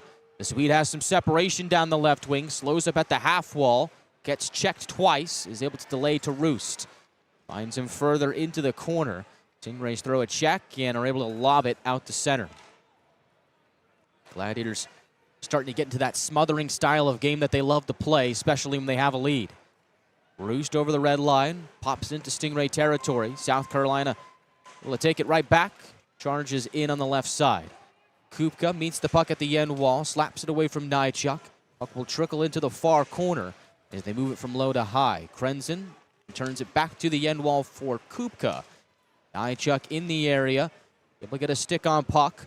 Kupka puts it up top for a shot by Person, saves Semtenfelter. The rebound cleaned up by Gaudette. Nychuk in the area as well, puck taken away, shot by Lipin, stopped by Semtenfelter. Turnovers, a big factor so far here in game two. Gladiators scored on the latest one from the Stingrays, and South Carolina almost took advantage on the latest turnover from the Gladiators. Puck just rolled off the stick of Nychuk. 2-on-2 up ice for South Carolina. Lipin has a trailer. It's Combs. He'll drag it behind the net. Young on the back check. Looks to take it away. Stingray is able to keep it away from the second-year pro as a left wing shot sticked away by Semtenfelter. Puck loose on the far wall. Stingrays gather. Person in the far corner. Defended by Young. Centers for Lipin, who shoots over the goal. Escobar holds at the left point, slings it down low, centering pass, broken up by Young. Might have caught that one up high. Gladiators spin it to the point, but not out. Long shot gets blocked, puck is loose. Funk reels it in the left corner. Gaudette able to take it away, and the Gladiators press up ice. McNamee glides down the left wing, gets high sticked. I believe there's no call. Stingrays come barreling into the Gladiators zone. Sidestep by Funk. Has a man open down low. Cooley tries to wrap it around the net. Septenfelter hugs the post to keep it out. He'll center. Leaks up high. Rodzinski's pass to the right wing finds more. Centering for a shot by Cooley. Save made. Puck goes behind the goal line into the near corner. Stingrays work it up high. Rodzinski holds and shoots. Blocked by Neely. Funk has the rebound, turns in the high slot and shoots. Low save by Septenfelter. Puck is loose on the doorstep. Gladiators sweep it away. Strong on his Funk, sends it back door, and Septenfelter stops it. Stingrays still have it. Cooley from the near corner puts it up high. A blast by Rodzinski goes high and wide. Gladiators need to get a clear. Funk beneath the right circle has the puck caught up in his skates. He'll chuck it up top for more. Point to point, Rodzinski inside for Cooley. Low shot stopped by Septenfelter. Gaudette will clear, and it goes all the way to Bjorklund. Great play, no icing. Gladiators get a partial change. Irie is able to throw a check in the neutral zone. South Carolina opts to lob it in and get a partial change of their own. What a great play by Gaudette. Perfect aim to avoid the icing, and the Gladiators were able to get a change. Atlanta survives the onslaught. Penalty coming here as there was a big check in front of the Gladiators bench. It looks like it's going to go against Atlanta. Kupka, the recipient of the hit, lumbering towards the bench. Bjorklund headed that way. 6-on-5 until Atlanta touches up. And they will right now as an errant pass goes to Septenfelter and the goalie touches it. And it looks like Ryan Nolan was the one who threw that check, and he'll take a seat.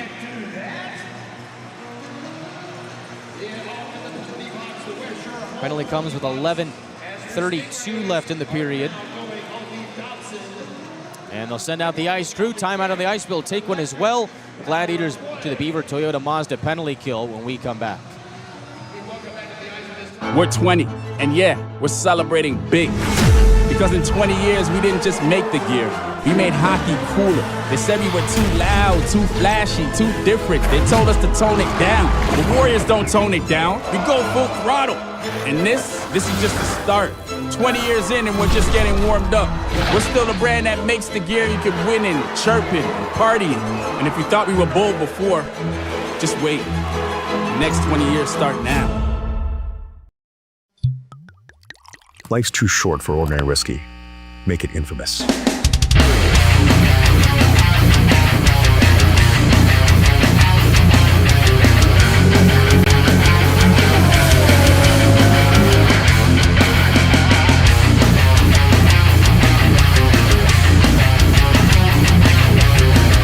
Now available at Mega Package Store, 2820 Lawrenceville, Sewanee, Oregon, 4 miles from Gas South Arena. Gladiators hockey is broadcasted live all season long and through the playoffs on Flow Hockey. And right now, Flow Hockey is running a limited time pricing offer, annual access during the playoffs. Newer monthly subscribers can get 9 months free with an annual plan of just $9.99 per month. It's only about $120 a year. That's 12 months of access for the price of 3. Score on this deal now by going to flohockey.tv and watch the Gladiators on their quest for the Kelly Cup. Atlanta on the penalty kill as Ryan Nolan was called 2 minutes for boarding. Gladiators 1 for 1 in the kills so far tonight. Looking to go 2 for 2. Gladiators started off with a clear as they mail it all the way down to Bjorklund. Penalty killers on the ice right now for Atlanta. Cipollone, Denemy, Jarvis, and Nychuk.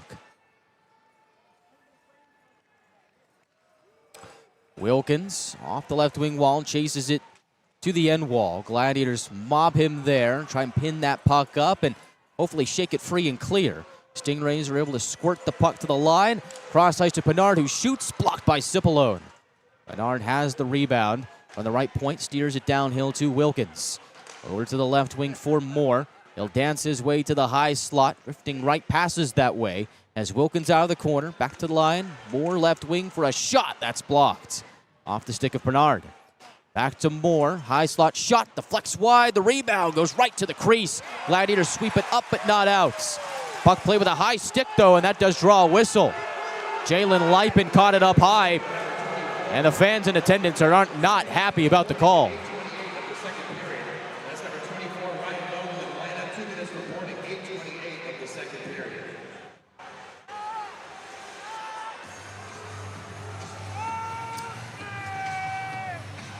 And this faceoff will come back out to the neutral zone.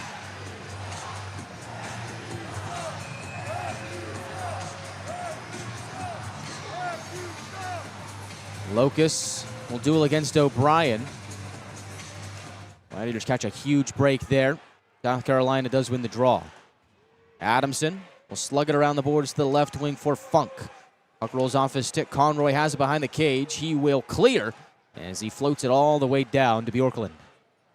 Down to just 40 seconds left on this Gladiators penalty kill. And the fans in attendance are not saying very nice things. Puck taken away by O'Brien. He will clear again. And Stingray fans are going to have to get a lesson on some manners. Do apologize for that. As Person leaves it for Locus. They make their way over the attacking line. Person has it further down the right wing. 10 seconds left on the penalty to Nolan as Cipollone digs it away and clears. And so that should just about do it. And Nolan is out. And here's a 2-on-1 with Nolan out of the box. Nychuk and Nolan. Nolan across. Nychuk shoots. He scores!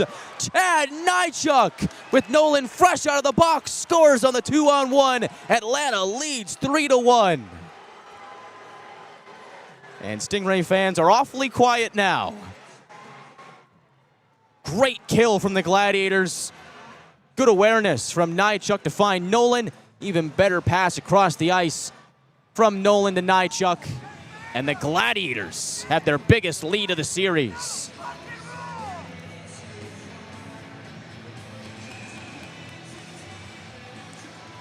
Well, comes with 9:23 left in the second. And Atlanta is rolling in game two. Orzek behind Sempton-Felter. Ladles it to the right wing for Neely. Across to Jarvis. Up ahead to McNamee. He'll slap it in deep. Met by King, who's flushed out to the far wall. They'll lob it to neutral ice. Wilkins met by Neely. Gladiators take the puck away and smack it down to Bjorklund. Slows it down in the trapezoid. As King chucks it to center ice. Moon shot to Pinard. He's able to reel it in. Pass across to Kupka behind the intended target. Wilkins takes it in behind the net, leaves it for Kupka. On his forehand, looks to center, but nobody was there. They go all the way down to Bjorklund. Chad Nychuk has his first goal of the postseason from Ryan Nolan. With 9:23 left in the second period, the Gladiators extend their lead to 2. Person from the right wing looks to center. Gladiators break it up, and Walter races towards the loose puck in the neutral zone. Leskovar will beat him out to it. Leskovar under contract to the Minnesota Wild, was assigned to the Stingrays on March 17th. They'll lead that charge. The Stingrays work their way in deep. Behind the net, the Gladiators take it away and just catapult it to center, and it'll trickle towards Bjorklund, handled by Leskovar. Quickly stretch it out to the red line for Person. Stingrays in a hurry. From the left wing, it's Cooley. Delays for Rodzinski. He will shoot off a stick and wide. Some separation here over the midway mark of the second. 7:37 left in period 2. Gladiators dispose of the puck and put it behind Bjorklund. Stingrays lead their next charge. Pass to the left wing makes its way to Cooley. Wraps it around the boards to the far corner. Nychuk taps it to O'Brien. Gladiators on a rush as Isley springs into action. Puck rolls off his stick. Stingrays punch at the length of the ice. That'll be an icing with 7:13 on the clock. We'll see an offensive zone draw here for the Gladiators. Let's go back to that goal for Chad Nychuk. Great situational awareness. The Gladiators did a phenomenal job on that kill, really stymieing the Stingrays, and then Nychuk, recognizing that Nolan was set to come out of the box, found him on the exit, developed into a 2-on-1, and you couldn't tee it up any better. Nolan to Nychuk for the score, and off that latest face-off attempt, Adamson threw Isley to the ground. But for Chad Nychuk, it ends up being his third career postseason goal. Had 2 goals and 1 assist in 4 games with Kalamazoo back in 2024.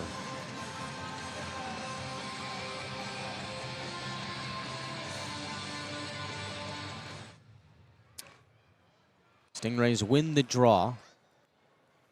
They'll lift it to center, batted down by Jarvis. Gladiators pelt the linesman on the far side in the clearing attempt. Nolan Orzek just threw it right into Jake Rennert. Gladiators have it in their own end. And South Carolina fans have been taken out of the game after that last goal. They're trying to get back into it. And so are the Stingrays. Locust shot saves. Septenvelter pops up in the blue paint and is taken away out of danger by O'Brien. Is unable to exit. Locust from the right wing takes another shot. Septenvelter has it thud off his pad, and he's able to corral the rebound with 6:30 to go in the second. And the shot count, bit lopsided, 17-9 in favor of the Stingrays. We really had the Gladiators on their heels at one point here in the second period, but for Atlanta, they are able to weather that storm, and it is officially a second period surge in the first of the playoffs. Gladiators with 2 goals here in this second period, and they're looking for more. 3 goals on 9 shots for Atlanta so far here tonight.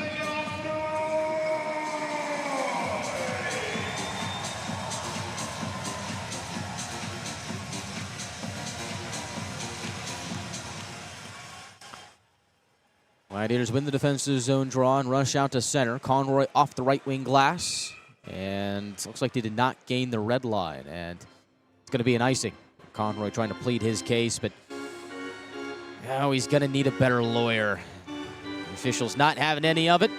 Face-off will be to the right of Septenvelter.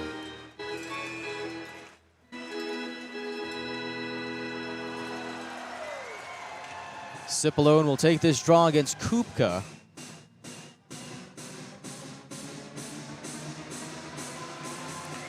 And the Stingrays have won it. Wilkins, left wing shot off the side of the cage.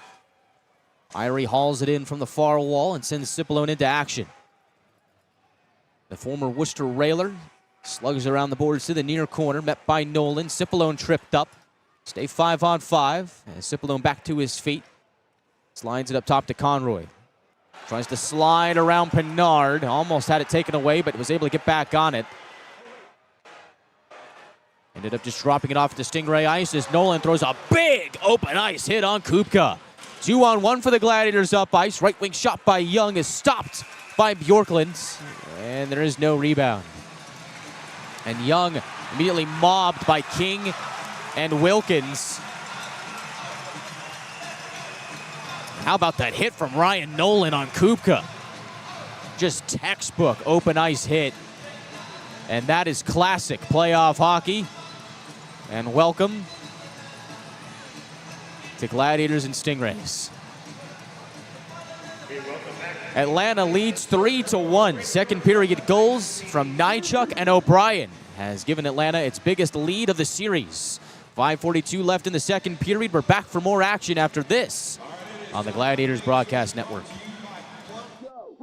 It's game day and Bucky's ready for action. From the moment he pulls up, it's all smiles, high fives, and Beaver Toyota pride. A quick stop for snacks and he's game ready. The energy in the arena starts to build because when Beaver Toyota and the Gladiators team up, the fun and excitement never stop. Catch Bucky at the next Gladiators game or visit us anytime at beavertoyotacoming.com.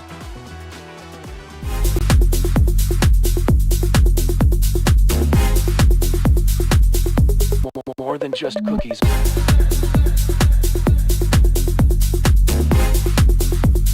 Desserts now in rotation.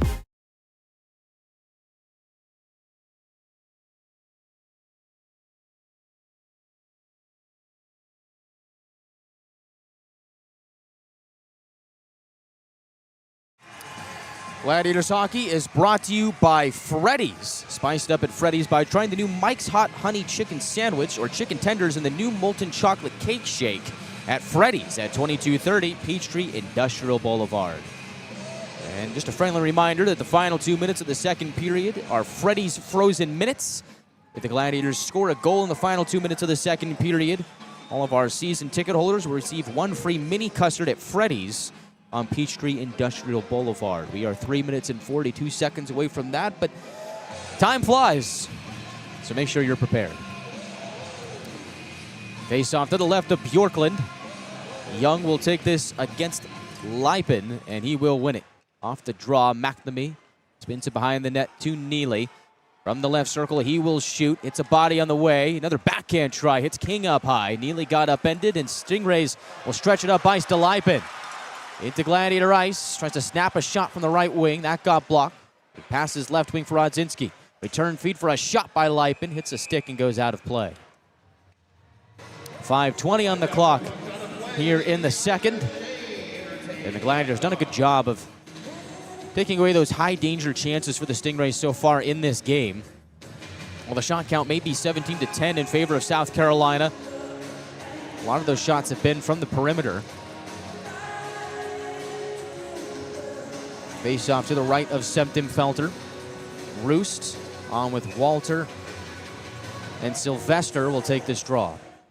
And he has won it. Roost, the former 6th-round draft pick of Nashville back in 2023. He'll have it in the neutral zone, and he'll put it on a backspin to his defenseman, Gaudette. Gladiators outlet to Walter from the left wing. He'll try and cut towards the goal. Spinorama for a shot. That goes through the slot and away from danger.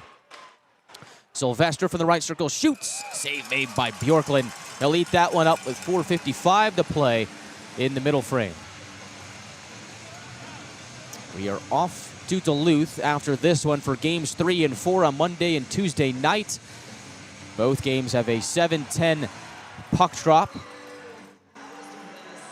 and a 6:45 pregame show on the Gladiators Broadcast Network. Make sure you're with us, as you don't want to miss it. Gladiators and the Stingrays, games 3 and 4 on Monday and Tuesday night. Face off to the left of Bjorklund. Roos will take this again.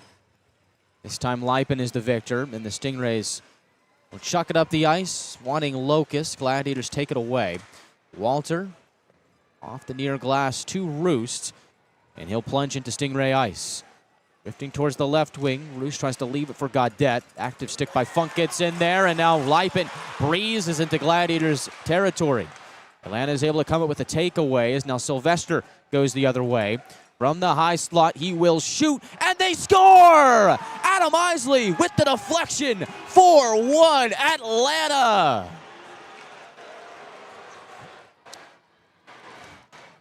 Sylvester took the shot. Isley was camped out in the kitchen of Bjorklund. It's his third of the series, and Atlanta has taken a commanding 4-1 lead.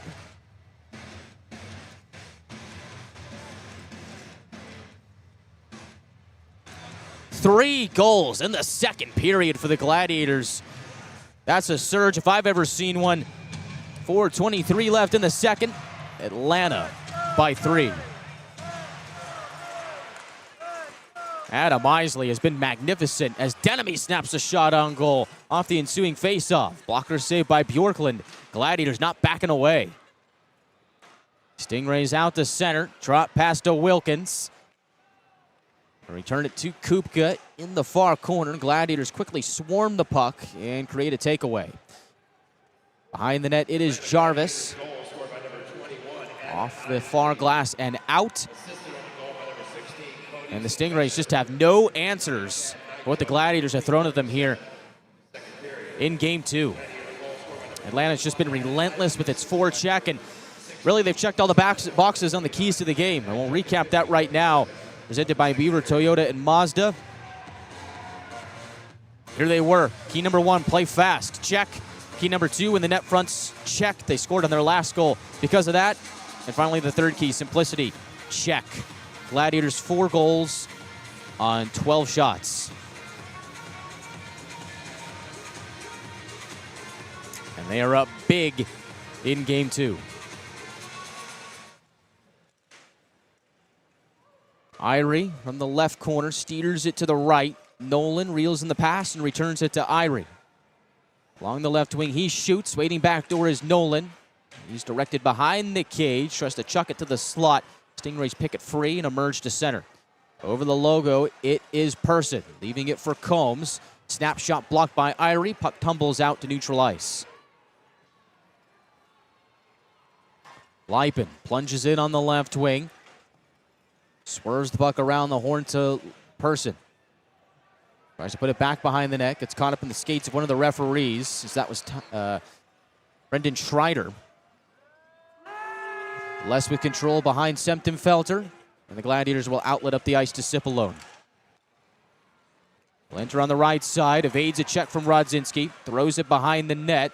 Stingrays try and volley the puck out, but the aggressive forecheck from McNamee pins up Rodzinski in the right corner. Players will spar for it here. We've got a penalty coming up. Puck leaks free, and we'll see who it ends up going against. Judging by the shouts from the crowd, looks like this one is likely going against the Stingrays, and it will. Cooley to the box for South Carolina, and the Gladiators have a chance to add to their lead, which is already boosted by 3 with an Eco-Electric power play coming up. I believe hooking was the call on Cooley. Gladiators 1 for 2 on the power play tonight. And face-off will be to the left of Bjorklund to open this power play.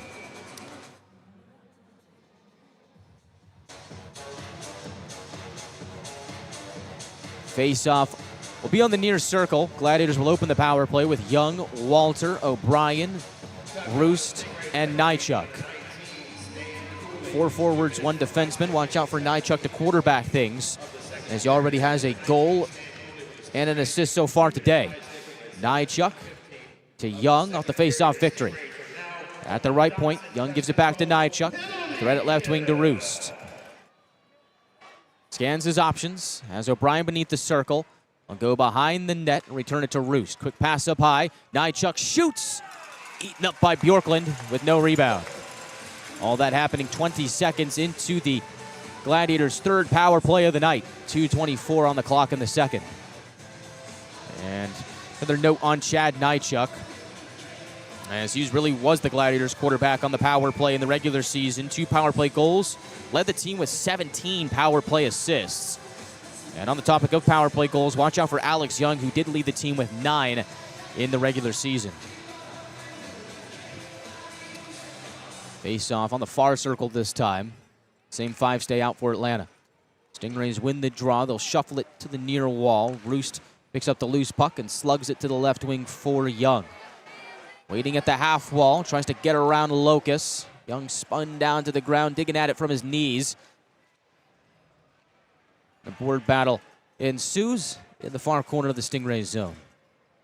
Everybody looking for a piece of it. Walter will emerge from behind the net. The Swedish forward delays, puts it up top. Nychuk across. Roos holds, gives it back to Nychuk. Now left wing Young. Over for Roost. Snaps it down low. Quick pass to the slot. Goes by Walter. Nychuk holds it in. Back to Roost. Right circle shot. Glove save Bjorklund. With 1:42 left in the period. And 58 seconds remain on the sentence to Cooley.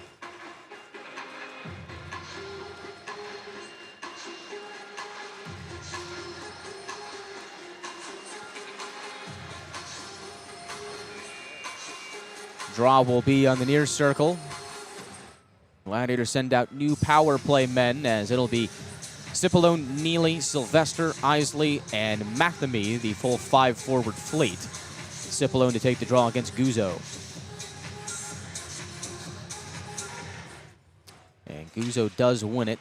Gladiators hound the puck, trying to take it away at the end wall, but the Stingrays will clear. Out the center is Pinard. Short-handed, passes left wing, back inside to Pinard.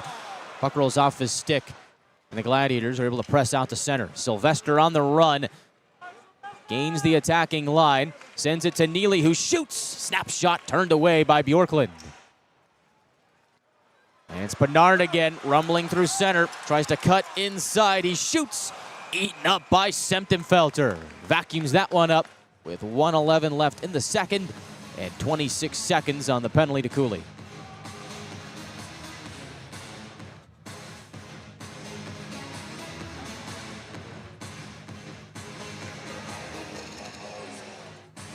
TJ Semptimphelter a stop 17 of 18. Garen Bjorklund 11 of 15. Gladiators lead 4-1 in game 2. Stingrays lead the series 1-0. Stingrays win the draw. Shot by Locust, blocked by Les. Gladiators still on the power play for the next 20 seconds. Irie from the left wing. Mobbed at the red line. Puck taken away by Moore. Short-handed, comes rumbling in. Drop past a Locust. Met by Denemy. Gladiators take the puck back. And that will do it for the Eco Electric power play. Cooley out of the box as the Gladiators dump it in. And that will be an icing with 41 seconds on the clock.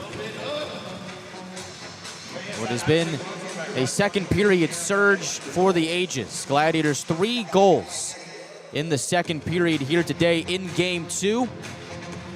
Gladiators did that 6 times in the regular season, scoring 3 goals in the middle frame. The surge is back and better than ever, baby. Gladiators lead big in game 2. Face off to the left of Semptimphelter.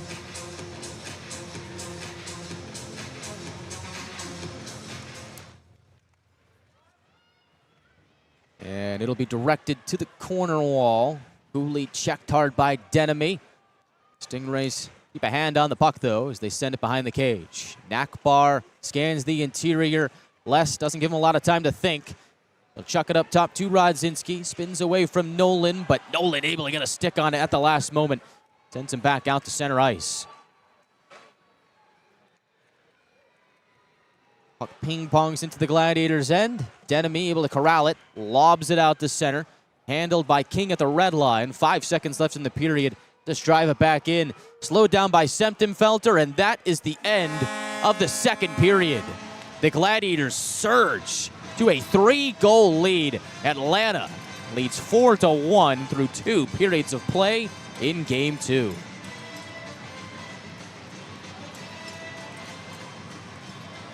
These Atlanta Gladiators have come out with a statement here in game 2.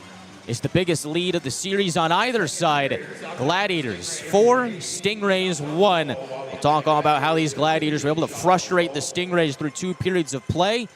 Look ahead to the third period as the Gladiators look to break the curse and win their first playoff game in 13 years. They're well on their way to doing so. Just need a big third period to close it out. We'll talk all about it on the other side on the second intermission report. But first, a word from our local partners as the Gladiators lead the Stingrays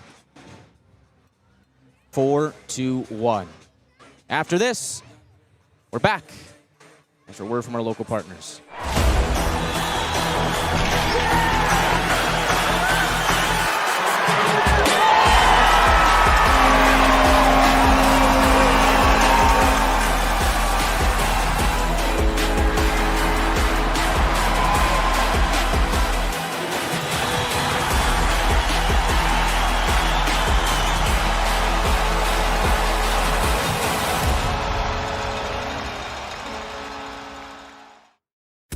Feels like everyone's trying to copy the $5 biggie bag. So how can you spot a knockoff? It won't taste like Wendy's. This job is easy. When the deal is as fresh as the meal, gotta be Wendy's. Gotta be fresh. Sometimes life's collisions leave us feeling off balance. But at 100% Chiropractic, we know how to get you back on track. We don't just straighten you out, we empower you. We educate you on how to get to the root cause and give you a play-by-play strategy on how to get you back to 100%. We even use lasers. Lasers! Our $49 first experience includes a complete set of comprehensive chiropractic x-rays, a fit 3D scan, and your first life-changing adjustment. Visit us and break the ice. Discover the power of chiropractic care at 100%.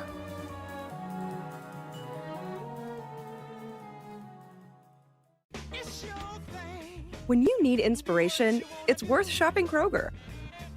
For thousands of appetizing ingredients that inspire countless mouth-watering meals.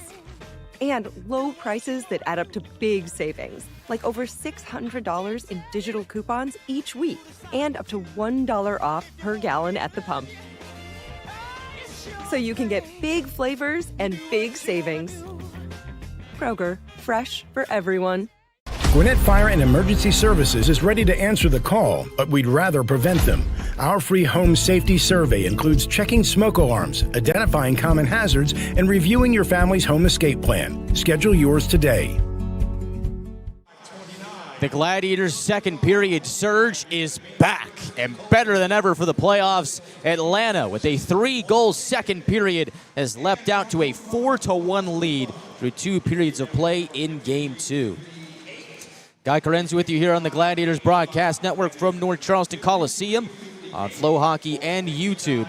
Gladiators looking to tie this series up before the scene shifts to Duluth for the first playoff games at Gas South Arena in just about 8 years.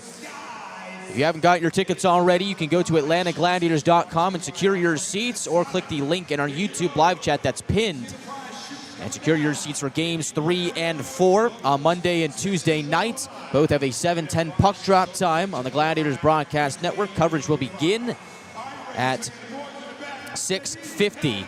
Make sure you're with us as the Gladiators and the Stingrays do battle for games 3 and 4 of the series. Well, the Gladiators have certainly done themselves a whole lot of good in this game. After a tough loss in Game 1, where I really felt like that game could have gone either way, Gladiators have stormed back here in Game 2 with a statement.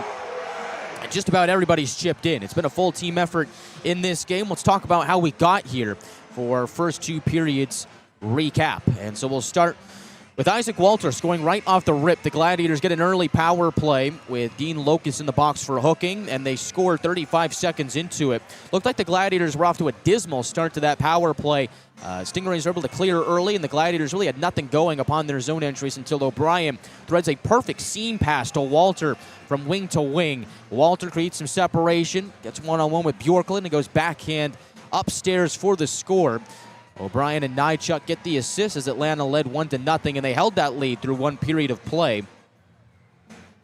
As we moved to the second period, South Carolina did score to tie the game early on in the second period. As 1:32 in, it was Charlie Combs from Lipin and Leskovar, making it a 1-1 hockey game here in North Charleston, but the Gladiators did not sit back. Just about 2 minutes later, Jack O'Brien is able to create some havoc off a turnover. Stingrays just lose it off their sticks on the far side boards of their own zone, and O'Brien snaps a howitzer off the boards and into the far corner to make it a 2-1 Gladiator lead.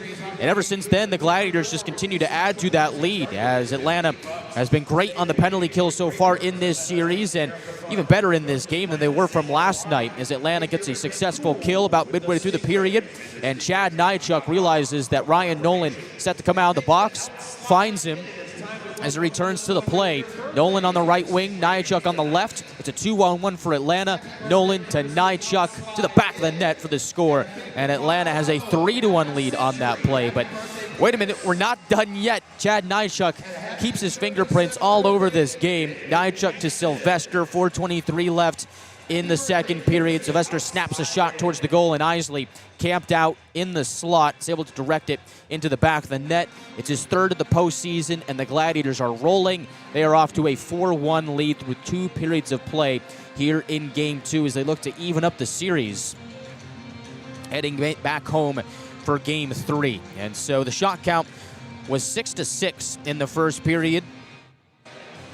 South Carolina outshot Atlanta 12-9 in the second period, but I think the biggest part out of all of that was the fact that the Gladiators really didn't give the Stingrays a whole lot to work with so far in this game. A lot of those shots, while South Carolina may have a high volume, a lot of those shots have come from the perimeter. And I'm not saying it's been an easy night for TJ Sentenfelter by any means, but certainly the Gladiators' defense and their structure has helped him out so far in this game. And when needed, he has made some spectacular saves. And the Gladiators, in a full team effort here in this game, have leapt out to a 3-goal lead. And they'll look to break the curse here tonight. Almost exactly 13 years to the day was the last time the Gladiators won a playoff game. And all they got to do is find a way to close things out here in the third period. Gladiators are 1 for 3 on the power play and 2 for 2 on the penalty kill. And Atlanta in this series so far, well, it's just been a game and 2/3 of one. Gladiators have won the special teams battle, and it really felt coming into this series that was going to be a point of emphasis. It felt like whichever team was going to be able to win the special teams battle, that was the team that had the greatest chance of winning the series. As really you look up and down the lineup between these two teams, it's about even. Goaltending, both teams have 2 contracted goaltenders. The Gladiators, their goaltending has been their biggest strength this season, and they had the luxury of going to Sentenfelter in this game, despite Hyder playing quite well in Game 1. We knew that was probably going to be a rotational basis for these 2 goaltenders in the playoffs like it was in the regular season. Sentenfelter gets the nod here in Game 2, and he's been lights out for Atlanta here in the second game of the series. For the Stingrays, they go back to Garen Bjorklund, who did start Game 1 and played well for South Carolina.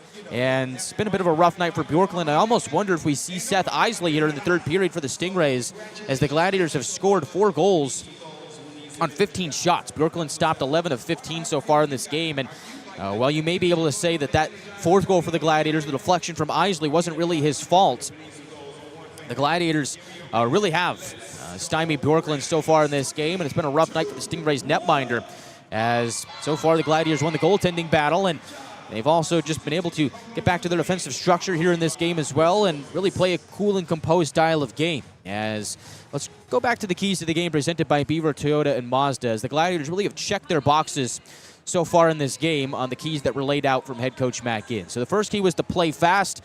Gladiators have certainly done that. Their forecheck, has been a great part of why they are out to a 3-goal lead here in Game 2.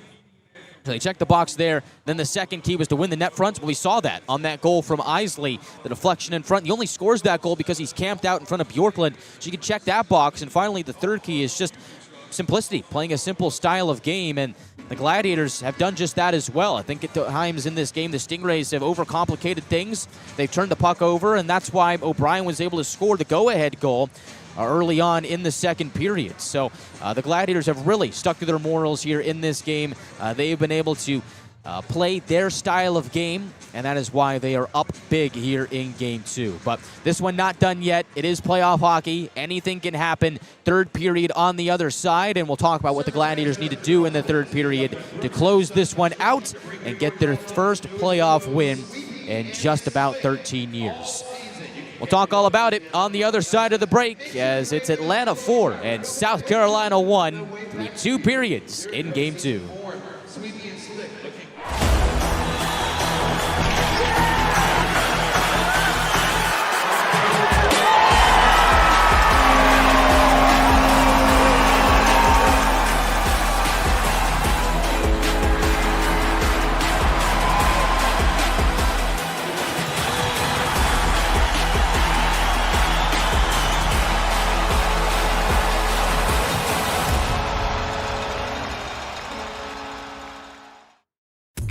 Feels like everyone's trying to copy the $5 biggie bag.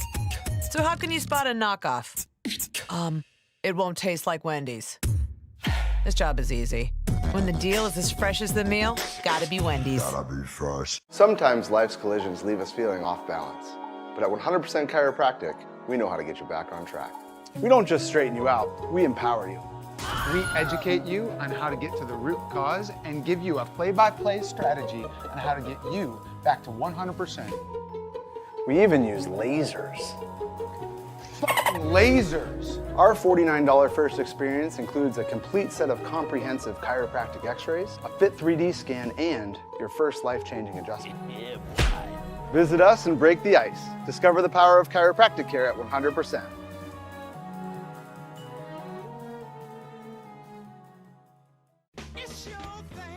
When you need inspiration, it's worth shopping Kroger. for thousands of appetizing ingredients that inspire countless mouth-watering meals. And low prices that add up to big savings, like over $600 in digital coupons each week and up to $1 off per gallon at the pump. So you can get big flavors and big savings. Kroger, fresh for everyone. Gwinnett Fire and Emergency Services is ready to answer the call, but we'd rather prevent them. Our free home safety survey includes checking smoke alarms, identifying common hazards, and reviewing your family's home escape plan. Schedule yours today. Gladiators have a 4-1 lead over the South Carolina Stingrays through 2 periods of play, as Atlanta scores 3 times in the second period to take a 4-1 lead. Guy Chiarenza with you here on the Gladiators Broadcast Network from North Charleston. I'd like to extend a big thank you and a big hello to all of you watching back at $3 Cafe back in Duluth at our watch party. I hope to see everybody back at Gas South Arena on Monday and Tuesday night for games 3 and 4. As hopefully for the Gladiators, they're able to hold this big lead and get their first playoff win since 2013 and tie this series up at 1 heading back home, where the Gladiators have been great on home ice this season with a record of 24-9-2-1.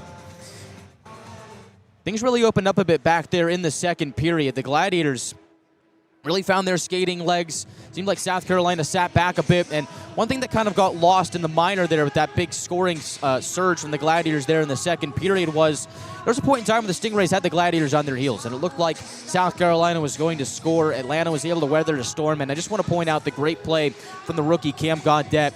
He realizes that he has a couple of options. He can either ice the puck, chuck it out the center, where the Stingrays are able to regroup and reload because it's the period of the long change. For the Gladiators, Gaudette is able to slide that puck all the way down on goal to Bjorklund to avoid the icing and get the Gladiators out of their own end and able to change some bodies out. It was a great play that led to the Gladiators and ultimately scoring to end up getting this 4-1 lead. So big props to him and the Gladiators. And the way that they played so far here tonight, they've really stuck to their style of game, and they have frustrated the Stingrays very much so here in Game 2. And the frustration has been very apparent with these fans, very vocal, to say the least. And we do apologize for some of the language that may have been picked up by my mic by these Stingray fans so far here tonight. But the Gladiators, with the way that they play structurally, the way that they smother their opponents, and the way that they really shut down zone entries, they have really made things difficult for the Stingrays in this game. And TJ Septemfelter playing as well as he has. South Carolina is really going to have to earn a goal if they want it, and the Gladiators just aren't giving it to them. So that has been the name of the game so far, and really that's what the Gladiators need to do here in the third period. And I think the biggest point for Atlanta right now is they can't sit back. They can't. They have to find a way to keep the pedal to the metal. I know it's so hard to be consistent for 60 minutes, especially against a tough, bruising team like the South Carolina Stingrays. And that is why hockey is a game of momentum, right? There's peaks and valleys, there's highs and lows, and there's that crest of the wave. But for Atlanta, they're going to have to find a way to shut that down as much as possible here in the third period. You know South Carolina is going to come out with a vengeance. The Gladiators will have to find a way to weather the storm, stick to their structure, stick to their game, and rely on TJ Septemfelter, who's been fantastic here in his playoff debut. Septemfelter so far has stopped 17 of 18. Garen Bjorklund for South Carolina has stopped 11 of 15. Gladiators look to hand Bjorklund his first Kelly Cup playoff loss, as Bjorklund is 2-0 in 2 Kelly Cup playoff games in his career. Let's take a look at our YouTube live chat, see how everybody else is doing here tonight. Looks like a lot of our great fans are going to be back at home for games 3 and 4 on Monday and Tuesday night. If you've not already got your tickets, go to AtlantaGladiators.com or go to our YouTube live chat and click the link in the chat to get your tickets right now. And I know some of you are asking about the box score for this game, so you can download the Gladiators Game Day app to stay up to date with all the latest news, content, and scores. Purchase and manage your tickets within the app, shop merch, and of course check out that box score and more. Available for download on the Apple App Store and the Google Play Store. Get the Gladiators Game Day app today. And you can also get the ECHL app as well, where we'll take a look at the out-of-town scoreboard as let your thoughts here on the YouTube live chat trickle in. A Last time the Gladiators won a playoff game, I was 12 years old. I want to know what you were doing back in 2013. As tonight is as good a night as ever for the Gladiators to try and break the curse. So on the out-of-town scoreboard, looks like in the other South Division Semifinal series, the Florida Everblades and the Savannah Ghost Pirates are tied at 1 after 1. The winner of this series will play the winner of that series, so we'll keep an eye on that as the series goes on. Adirondack leads Maine after 2 periods. Tahoe leads Kansas City after 1. Wheeling up 1-0 over Reading after 1. Toledo 2-1 over Bloomington after 1. And about midway through the first, Indy has a 1-0 lead over Fort Wayne. As looks like Broad Street Infamous Whiskey is going to be in the house for Game 3 to support the Glads. That's awesome to see. Broad Street Infamous, official whiskey partner of the Atlanta Gladiators. Hope to see you, Lorenz. It's going to be a fun time. I'm looking forward to Game 3, man. It's going to be an absolute blast. First playoff game in Duluth in 8 years. I know everybody's fired up for it. I just know. And yes, there is a bit of delay between Flow Hockey and YouTube. For whatever reason, that just seems to be the case, so we do apologize for that. And it looks like they're doing the chants at the watch party, too, at $3 Cafe. That's awesome. See, that's why Gladiator fans are the best. I'm telling you. Nobody does it better than Glads fans. Some people were back in college during the Gladiators' last playoff win. Joe Mama was in kindergarten. Went to the first Glads game that year. Fuzzy was entering his 6th decade back in 2013. And Daniel had been teaching for 7 years by the time 2013 came around. Heather, been going to games since 2006. Been a fan ever since. Loves the Glads. Glad to hear it. And yes, that pun was intended. We are set for third period action here in North Charleston. Puck is down. Atlanta leads 4-1. And false start here. We'll do it again. Gladiators wearing their white jerseys with blue numbers and Gladiator gold trim. Skate from right to left here in period 3. Stingrays wearing their red jerseys with white numbers and blue trim. Skate from left to right. And off the draw. This time it's good. Stingrays will slap it up ice. 2-on-1 in a hurry. Wilkins to the goal. Looks to center and it somehow ends up going wide. Pinard sputters it to the slot. That goes out of danger. And Isley will haul it in and lug it to the neutral zone. Gives it back to the Stingrays defense and a pass is intercepted by Denemy. Rodzinski gives it away. Walter a shot over the goal.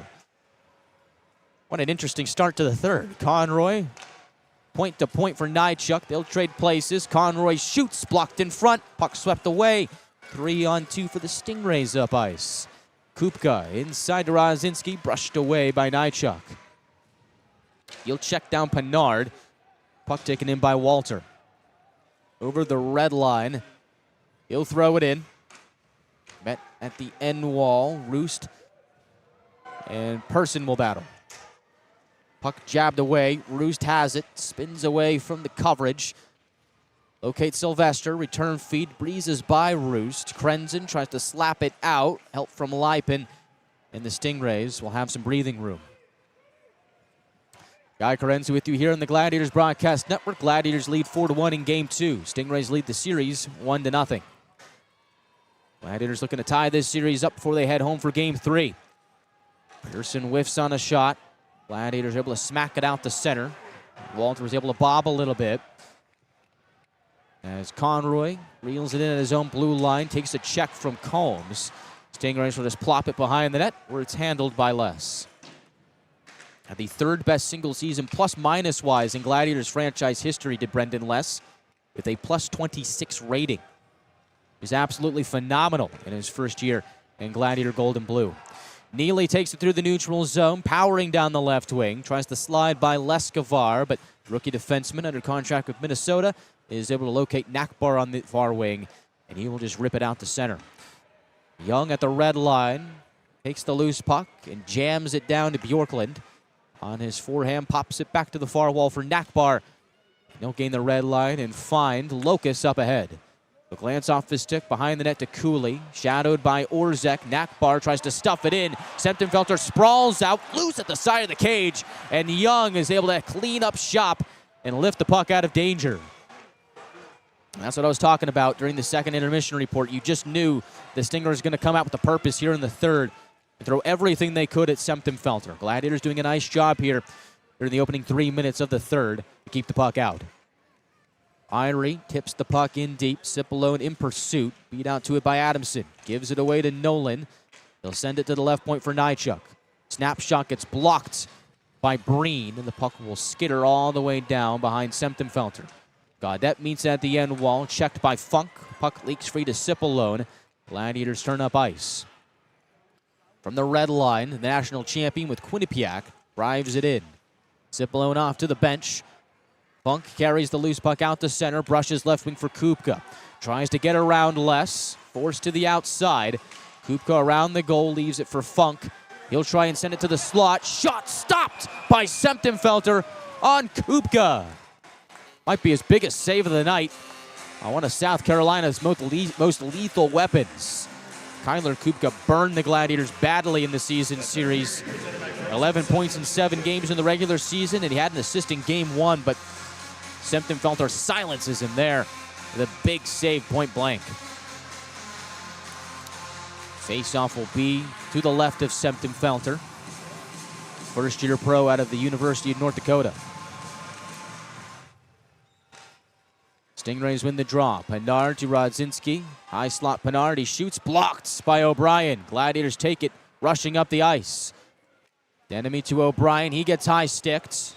No call coming there as the pass is intercepted at the blue line by Wilkins.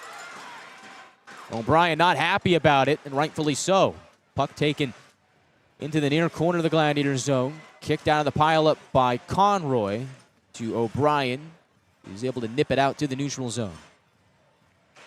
15:57 left in the third as Roost hauls in the puck on the dump in from South Carolina.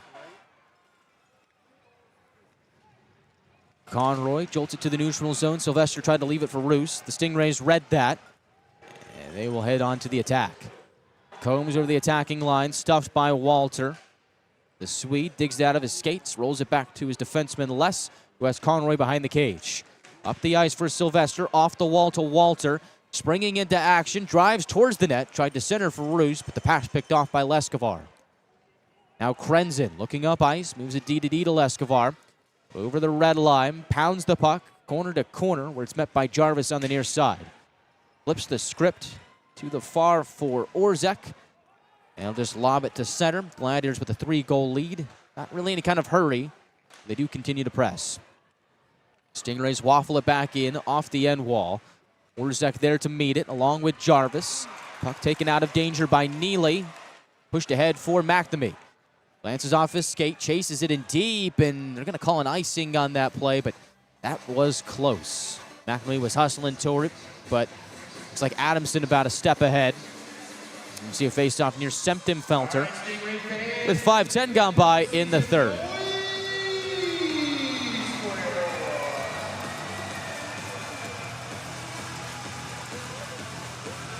Chad Nychuk with a 3-point night so far. A goal and 2 assists. He heads off to the bench. Face-off won by South Carolina. Nakbar on the slot, shoots and scores. Justin Nakbar makes it 4-2.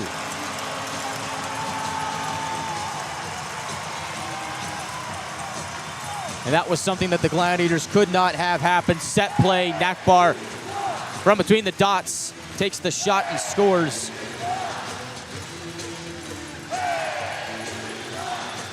.5:14 into the third. Beat Semptimphelter glove side, and the Stingrays are within 2.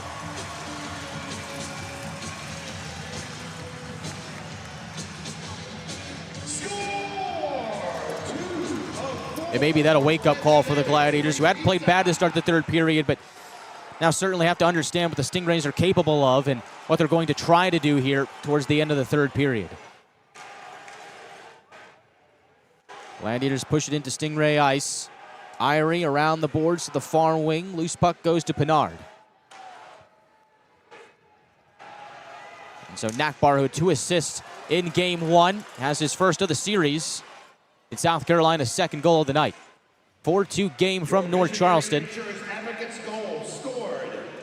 As Nolan ladles it out to center. Stingrays poke it back in. Nychuk with the puck. No brush at left wing for O'Brien. Off the wall to Nolan with some speed. He will shoot. Blocked by Adamson. Puck goes to Moore.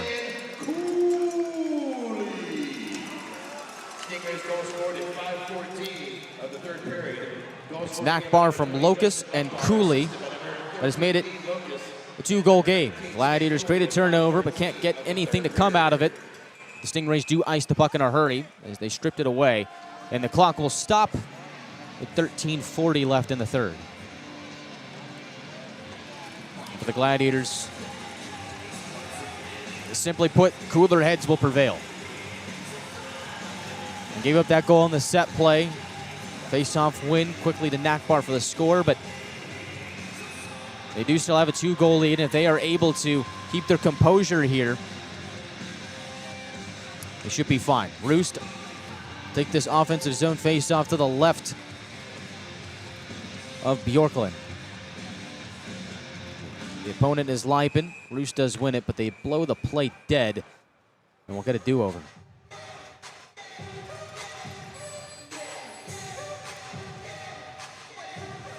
Shot count 21-15. Gladiators have yet to take a shot on goal here in the third. Stingrays have taken 3. Puck plugged out the center. Combs was spun down. Fans want to call. None to be had. Seems like it's gone both ways in that regard tonight. King throws it through center over the head of Combs, the intended receiver. No icing as Sylvester gathers it below his own goal line. Now the Gladiators chuck at the length of the ice, and that will go for an icing. 13:10 left in the third. And Walter and Combs just got tied up a bit, and I think I'm fine with the no call on that play. Both guys just racing towards the puck, and Walter's a bit taller than Combs. And then the Stingray just kind of lost his edge, and that's that. Tail of the tape, Combs 5'7", 190. Walter 6'4", 205. So there you go. Nakbar behind the net. Roost takes it away and just lofts it out to center. King rails it in, looking up the ice, passes to the right wing for Locust. Off the wall for Cooley, sent to the slot and tipped away by Young. Orzek from behind the cage finds Jarvis left wing, off the glass and away from Sylvester. Young in pursuit, puts some heat on King. DJ King, the son of Derek King, who's the head coach of the Hershey Bears, the Stingrays' AHL affiliate, who also played 14 seasons in the NHL. Loose puck at center. Young is able to corral it. Over the red line, button hooks a bit. Locust right on his heels. Gladiators direct the puck into Stingray ice. McNamee will stay out on the forecheck as the Gladiators get a partial change in. Stingrays breeze by that. Guzzo slingshots down the right wing. Gets around Nychuk, forced to the outside. Has Funk behind the net. Cipollone gets a stick on the puck. Stingrays look to center. Cipollone is able to intercept. From the right wing, has Nolan up ahead. Puck shaken down by Leskovar. 11:52 left in the third period. Funk drags it down the right wing, stops from the trapezoid, centers for Breen. He button hooks and ladles it to the line for a blast. Kick saved by the right toe of Semtenfelter. Now Nolan has Irie left wing. The rookie at Bemidji State pulls up in the corner, looks over his options, chucks it downhill to Gaudet. He'll sweep it below the goal line for Cipollone, who tips it into the far corner for Irie. Back to Cipollone. From the left circle, he turns and shoots. Save made by Bjorklund. Puck is free, and that'll scoot up into the air, but not out of play, into the near corner. No jockey for it there. Leskovar escapes. Rolling out to the left wing. Floats it ahead for Wilkins. Long-time Stingray unable to corral it. Gladiators gain the red line and bounce it into the far corner of Stingray ice. 9 minutes gone by in the third. Gladiators lead 4-2. 4 behind the net. Gets a lay of the land. He will emerge. He pops one upwards to Wilkins. Wanted Pinard left wing, but the pass behind the intended receiver. Gladiators take advantage as they will just chip it down the left wing. No icing and get a change in the back end. Les and Conroy come off. Jarvis and Orzek come on. Gladiators trying not to get complacent here. As Pinard pots one to the left wing for Kupka. Stingrays try and find their way in. They'll lift it behind Felter. Sylvester jabs it to the far wall for Walter. As we caught up there by Wilkins, trying to dig at it. Walter poking and probing. There's another Gladiator in my blind spot down there. It's Jarvis. And this board battle ends up going to Stingray's way. Moore, right wing, centers for Kupka. Return feed to Moore from below the goal line. Makes its way there. He will center. Felter pokes it away. Pinard keeps it. Feels some contact from Roos. Slithers his way up the right wing. Across to Moore. Back the other way. Stingrays shoot. Blocked by Jarvis. Sprawled out to get in front of it. He's lost his stick. Might have caught that one up high. Gladiators clear to the line. Roos delays. Puck is free. Jarvis has his twig back. Gets a piece of it. Gladiators lob it to the line, and it's out. And now Atlanta can clear. Jarvis has taken a beating so far in games 1 and 2. Snapshot from Combs over the head of Felter. The Gladiators chip it out the center. 9:10 left in the third. Stingrays slide it up the ice. Right wing Combs plunges into Atlanta ice. Gets a leg and goes into the far corner. Gaudette off the wall. Jabs it to McNamee, held in at the line by Krenzen, sets up Moore, toe drag shot, floats towards the goal, loose in front, and Felter makes the save! Chaos ensues as the TJ made the save. It's a big dog pile and a mob fight in the far circle. Everybody's got a dance partner, and Felter's just gonna skate away. What a crazy save. Stingrays able to skip the puck between the circles. Shot came from the slot, and somehow, some way, TJ Felter makes a dandy of a stop to keep it out. Let's see if we get any penalties here. It's another yard sale. With 8:47 left in game 2. They're going to bring out the ice crew as well. Gladiators lead 4-2. Have more third period action. We come back to North Charleston. It's game day and Bucky's ready for action. From the moment he pulls up, it's all smiles, high fives, and Beaver Toyota pride. A quick stop for snacks and he's game ready. The energy in the arena starts to build because when Beaver Toyota and the Gladiators team up, the fun and excitement never stop. Catch Bucky at the next Gladiators game or visit us anytime at beavertoyotacoming.com.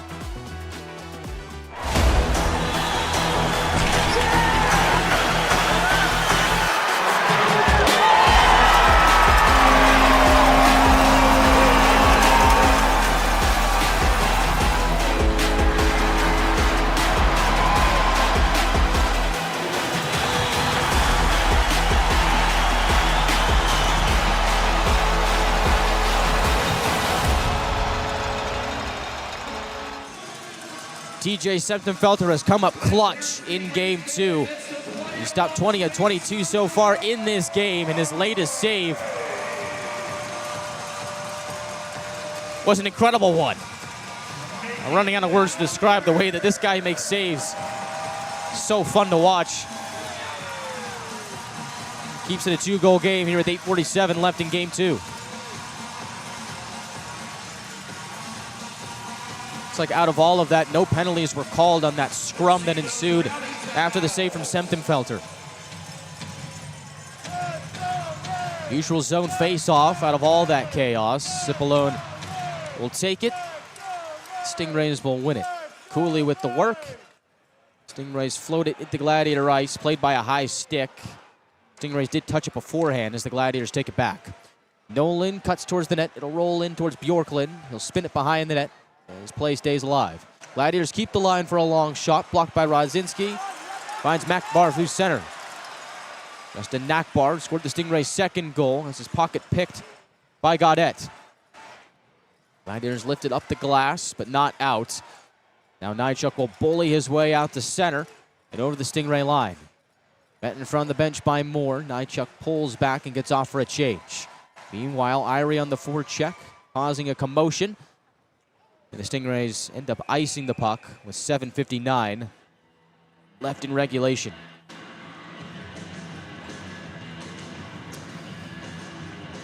You knew it wasn't going to be easy. It never is in the postseason. Gladiators and the Stingrays. Tight battle in game one. A bit more open here in game two, but the Stingrays trying to close that gap here in the third. Shot count in period 3, 4-1 in favor of South Carolina.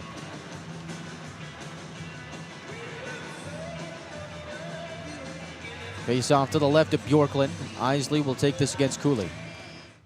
And off the draw, Stingrays have it. Locus will emerge. Moving to the right wing, chips it ahead. Gladiators finish their checks and look to break out offensively. Isley directs the puck in from center circle. It'll roll down to Bjorklund, who slows it down in the trapezoid for Krenzen. He'll motor out to neutral ice from the logo, pulls up a bit, and slams it from corner to corner to the far side. Met there by Denemy. He will catapult the puck over neutral ice. King goes back to retrieve. Lines at right wing for Wilkins. Gladiators throw a check on him. And they have control once more. And they will rip it the length of the ice. No icing. Did not have enough speed. As the Stingrays will start their next attack, volleying down the right wing. Wilkins got caught in a turnstile sandwich between Sylvester and Jarvis. Gladiators create another takeaway. Now Walter checked by Combs at open ice. Rodzinski enters left wing, shoots, and is stopped by Semtenfelter. Puck available behind the cage. A couple twigs are broken back there. One of them belonged to Sylvester. Gladiators try and clear the zone. But they do not. Orzek hauled down in the near corner. Gladiators have the puck. No penalty incoming. Puck is spat to the line, but held in by Lipin. Gladiators get a stick on it. And we get a whistle with 6:26 on the clock.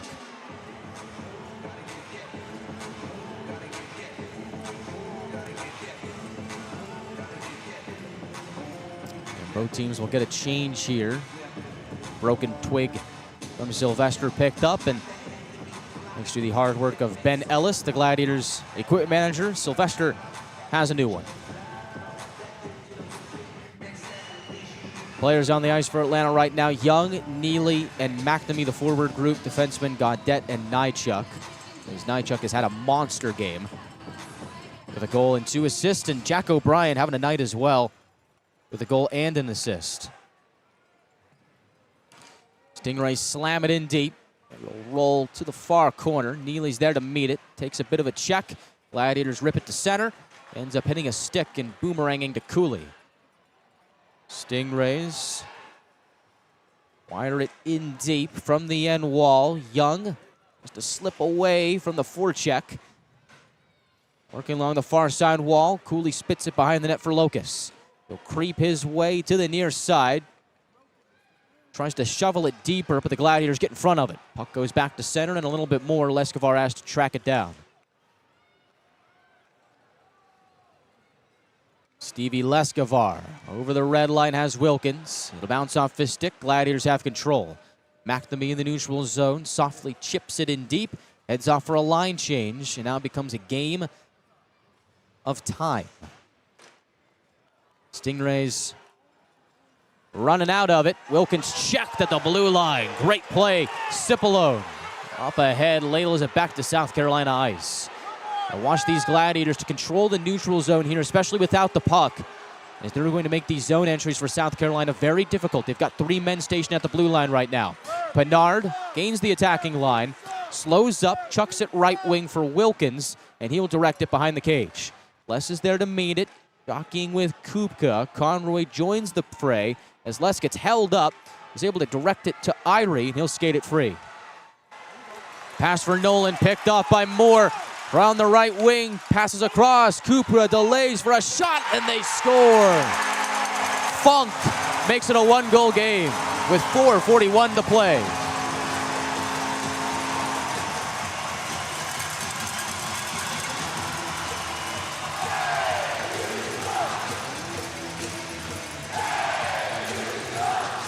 And the Gladiators thought there should have been a holding call on Brendan, on a hold on Brendan Les, deep in their own zone. They didn't get that call, and the play rolled on, and the Stingrays are able to score. As the trailer was Funk, he gets his first of the postseason. And South Carolina has made it 4-3 with 4:41 to play.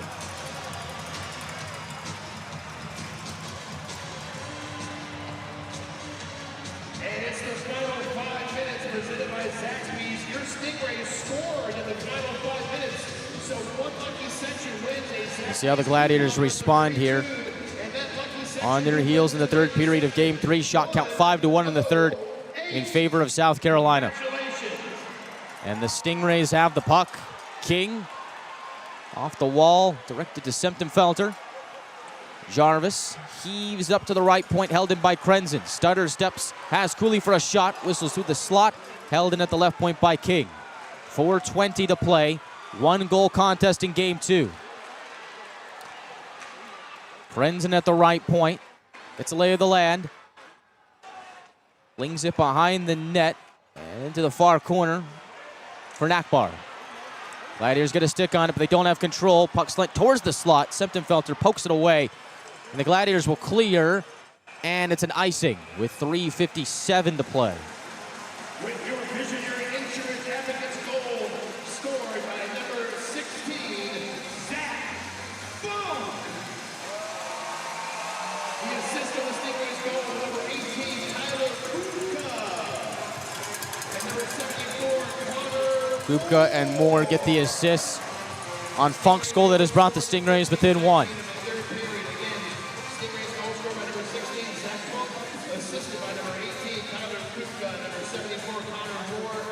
Face off on the far circle. It is Guzzo against Young. Guzzo wins it. Puck left at the left point for Rodzinski. Isley takes it away. Sends O'Brien up the ice. He'll gain the red line and just dump it in. Stingrays have controlled possession here as we work our way towards the end of regulation. Person over the red line. Bullies his way to the end wall. Working with Funk. Stingrays try and sneak it in short side. Puck still bouncing, and Semptimphelter doesn't have it. It's behind the net. They'll put it up top. Rodzinski unable to hold the zone. Free play for the Gladiators, and they needed it. Turnover at center. Sylvester drives down the right wing and snaps a shot. Save Bjorklund. Roost overskates the rebound, and the Stingrays clear to center. That was the most impactful thing the Gladiators have done offensively here in the third period. Stretch pass on the money for Kupka, taken to the wall by Conroy, and the Gladiators exit to neutral ice. Sylvester gains the red line, pots the puck in deep. Neely in pursuit, checks his man at the end wall. Kicks it to Young on the near side, return to Neely in the corner. Extra stick from Lex Skavar, able to take the puck away. 2:41 left in regulation. Gladiators lead 4-3. Bernard in the neutral zone, lost his stick, able to kick it back to his defense. We'll see when and if the Stingrays elect to pull Bjorklund if this score holds. 2:19 left in the third. Stingrays slide it into Atlanta ice. It'll roll into the far corner where Cipolone kicks it to Young. They'll float it out of the zone, and that will be an icing with 2:07 on the clock. And that is a play that might end up costing the Gladiators. I mean, it's caught in the predicament on the far side boards, but you don't want to ice the puck on that play. Had too much mustard on it. Now that tighter group forced to stay on. Offensive zone draw for the Stingrays.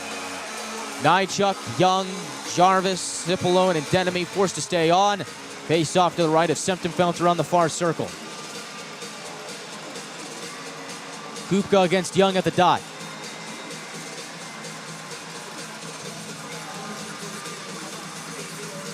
Kyle Gaspari will drop it. Young sends it to the wall. Grabbed by Nychuk. Reverse to the near side for Denemy. He'll smack it out to center. Net is empty for South Carolina. Yorkland on the bench. 6-on-5 for the Stingrays. Gladiators clinging to a 1-goal lead here late in game 2. 1:50 to play in regulation. Pinard breezes down to the far corner. Gladiators take the puck away. Cipollone looking up ice. Lobs it to the neutral zone. Handled by Moore at his own blue line. Lipin drifts into Gladiator ice. Makes his way to the left wing. Hard around to the right corner for Wilkins. Looking for Combs behind the net. Gladiators get a touch on the puck. Cipollone up the ice. Wanted O'Brien, but the pass goes away. Moore once again fields it. 1:18 to play. Puck in deep. Grabbed by Conroy. Floats it out of danger. Up the glass on the far side to Nolan. And out of play. With 70 seconds left in regulation. And where will this faceoff be? It should, if it went to the Gladiators bench, come out to the neutral zone. If not, it will be near TJ Semptimphelter, and it looks like that's going to be the case. Faceoff to his right on the far circle, and we'll see all that transpire in a moment as Dave Warsofsky has taken his timeout. The Stingrays head coach uses it with 1:10 left in regulation.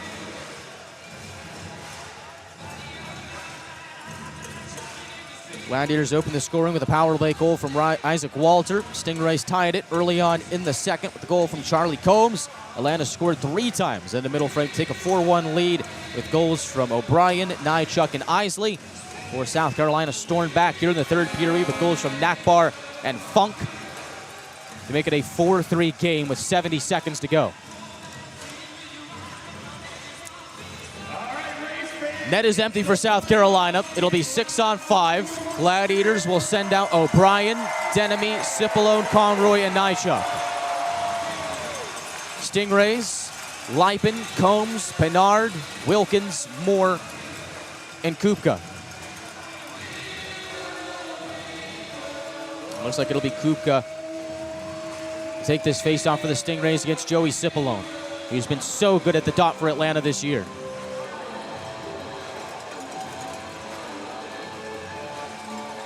.70 seconds to play. Stingrays win the draw. Pinard, point to point, right wing. Moore, a shot, blocked by Denemy. Doesn't know where the puck is.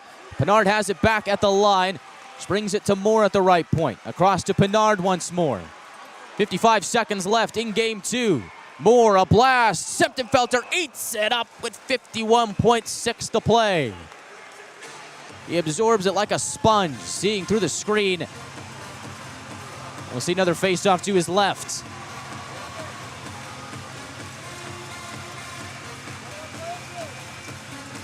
Oh, baby.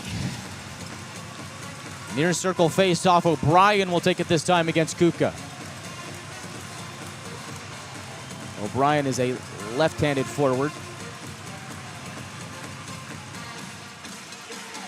Cipollone is a right, hence the change at the dot. O'Brien wins it. Nychuk clears to the right point, but not out of the zone.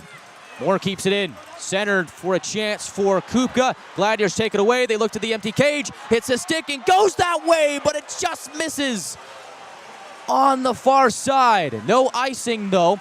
32 seconds left in game 2. Stingrays send it in deep. Conroy meets it behind the cage. Nychuk tries to get it out. Hits a leg on the way. Cipollone right wing centers to the neutral zone. O'Brien looking towards the empty cage. Puts it that way, but it did not go. Pinard gives the Stingrays a chance. 13 seconds left. Conroy ladles it through the neutral zone. Not enough steam for an icing. 6 seconds left in game 2. The Atlanta Gladiators will survive, and they win their first playoff game in 13 years to tie the series at 1.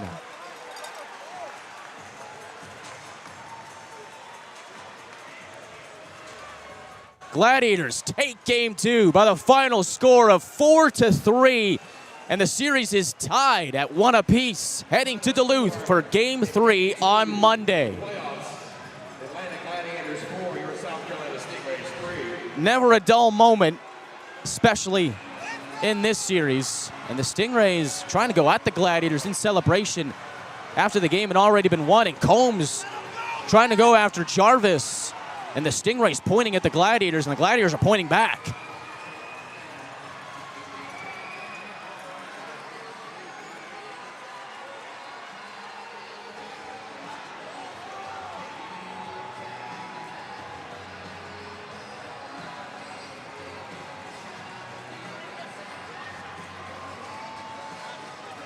And the Stingrays aren't leaving. They're going to salute their fans at center circle. Gladiators are going back to their locker room. They've won the game, and the series is tied. And that's that. And they'll have plenty of time to settle it in game 3. Gladiators and the Stingrays all tied up at 1 game apiece. Breathe easy, Glads fans. Atlanta's won its first playoff game in just about 13 years. 1 day shy of exactly 13 years to the day. The Gladiators victorious in the postseason, and they are taking this 1-1 tie back to Duluth. And we'll break it all down here with the postseason show starting right now. And there wasn't any shortage of action towards the end. Looked like the Gladiators having a 4-1 lead after 2 periods of play. Looked like they might be able to coast their way out of this thing, but you knew the Stingrays were going to come back and put together a strong third period to make it a game, and even better on the Gladiators to bend but not break, right?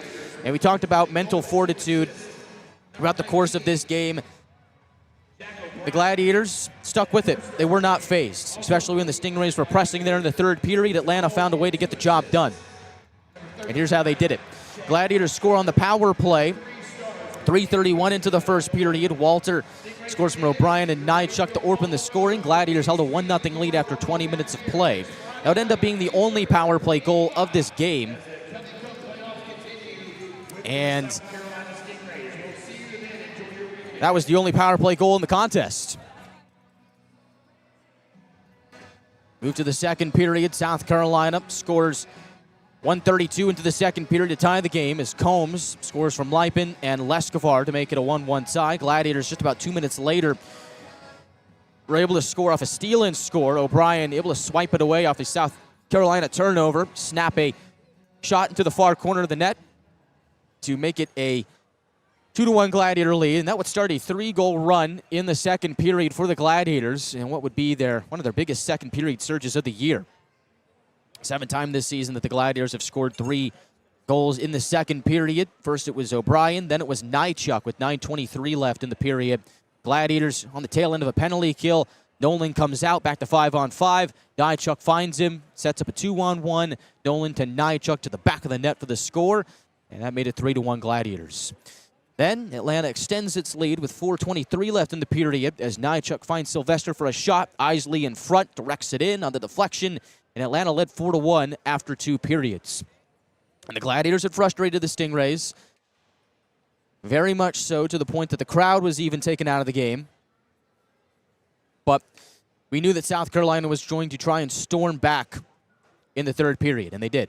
They outshot the Gladiators 7-2 in the third, but Gladiators got them where it counted. They were able to fend off the storm, even though the South Carolina Stingrays did put 2 goals past TJ Semptimphelter to give Atlanta a scare down the stretch. First, it was Nakbar, 5:14 into the third, scoring from Locus and Cooley off a set play. Face-off win by the Stingrays. Nakbar has between the circles, and he scores. And then it was just the Gladiators unable to get out of their own zone. It was Funk scoring from Kupka and Moore with 4:41 to play to make it 4-3. And it was a scary moment there for a second, but the Gladiators were able to hang tight, keep their cool, cooler heads prevail, and the Gladiators take game 2 by the final score of 4-3. And Atlanta has won its first postseason game in 13 years, and the curse is broken. And now that they've got that monkey off their back, the best news out of all is they're headed home. The Gladiators are headed home with this series split 1 game apiece. And this is a team that fared very well at home this season. Their 24 wins at home were one of the best out of any team in the ECHL this season. 24-9, 2-1 at home this season were the Gladiators. The Stingrays were 19-14-3 away from North Charleston Coliseum. So the biggest part out of all of this is the series is even heading back to Gas South Arena. And now you, the fans, can join us all at Gas South Arena for games 3 and 4 on Monday and Tuesday night, both with 7-10 puck drops. And so that's going to be the biggest asset of all, is getting the fans at home for the first playoff game at Gas South Arena in 8 years. I just know that building is going to be bumping, and the Gladiators carrying this win here in Game 2 to Game 3. Look to coast off that momentum and the crowd noise with all of you bringing it there for the Glads there in Game 3. If you haven't already got your tickets, go to AtlantaGladiators.com or click the link in the YouTube live chat to get them right now. And we will see you on Monday and Tuesday night for Games 3 and 4. Gladiators do win the special teams battle, going 1 for 3 on the power play and 2 for 2 on the penalty kill, as Atlanta has won the special teams battle through the first 2 games of this series. And that really has been a strong talking point for them coming in, as their special teams in the regular season were just about middle of the pack. So far, they've proven to be a big factor here in the first 2 games of this series. Gladiators were outshot 25-17, but rookie netminder TJ Semptenfelter held the fort. He stopped 22 of 25 in his Kelly Cup playoff debut. Garen Bjorklund stopped 13 of 17. And we'll see if the Gladiators go back to Hyder and continue that rotation for Game 3, and if the Stingrays will turn to Seth Isley after a bit of a poor shoring by Bjorklund here in Game 2, as the Gladiators even up the series. That will do it for our coverage here from North Charleston Coliseum. Gladiators are headed back home for Games 3 and 4 on Monday and Tuesday night, both with 7-10 puck drops. We will see you all on Monday for the first home playoff game at Gas South Arena in 8 years. Very much looking forward to it, as that will conclude our broadcast here tonight as Atlanta takes Game 2. Thank you for watching this presentation of the ECHL. Once again, your final score: the Gladiators 4 and the Stingrays 3. Series even at 1, as the Atlanta Gladiators are headed back home for Game 3.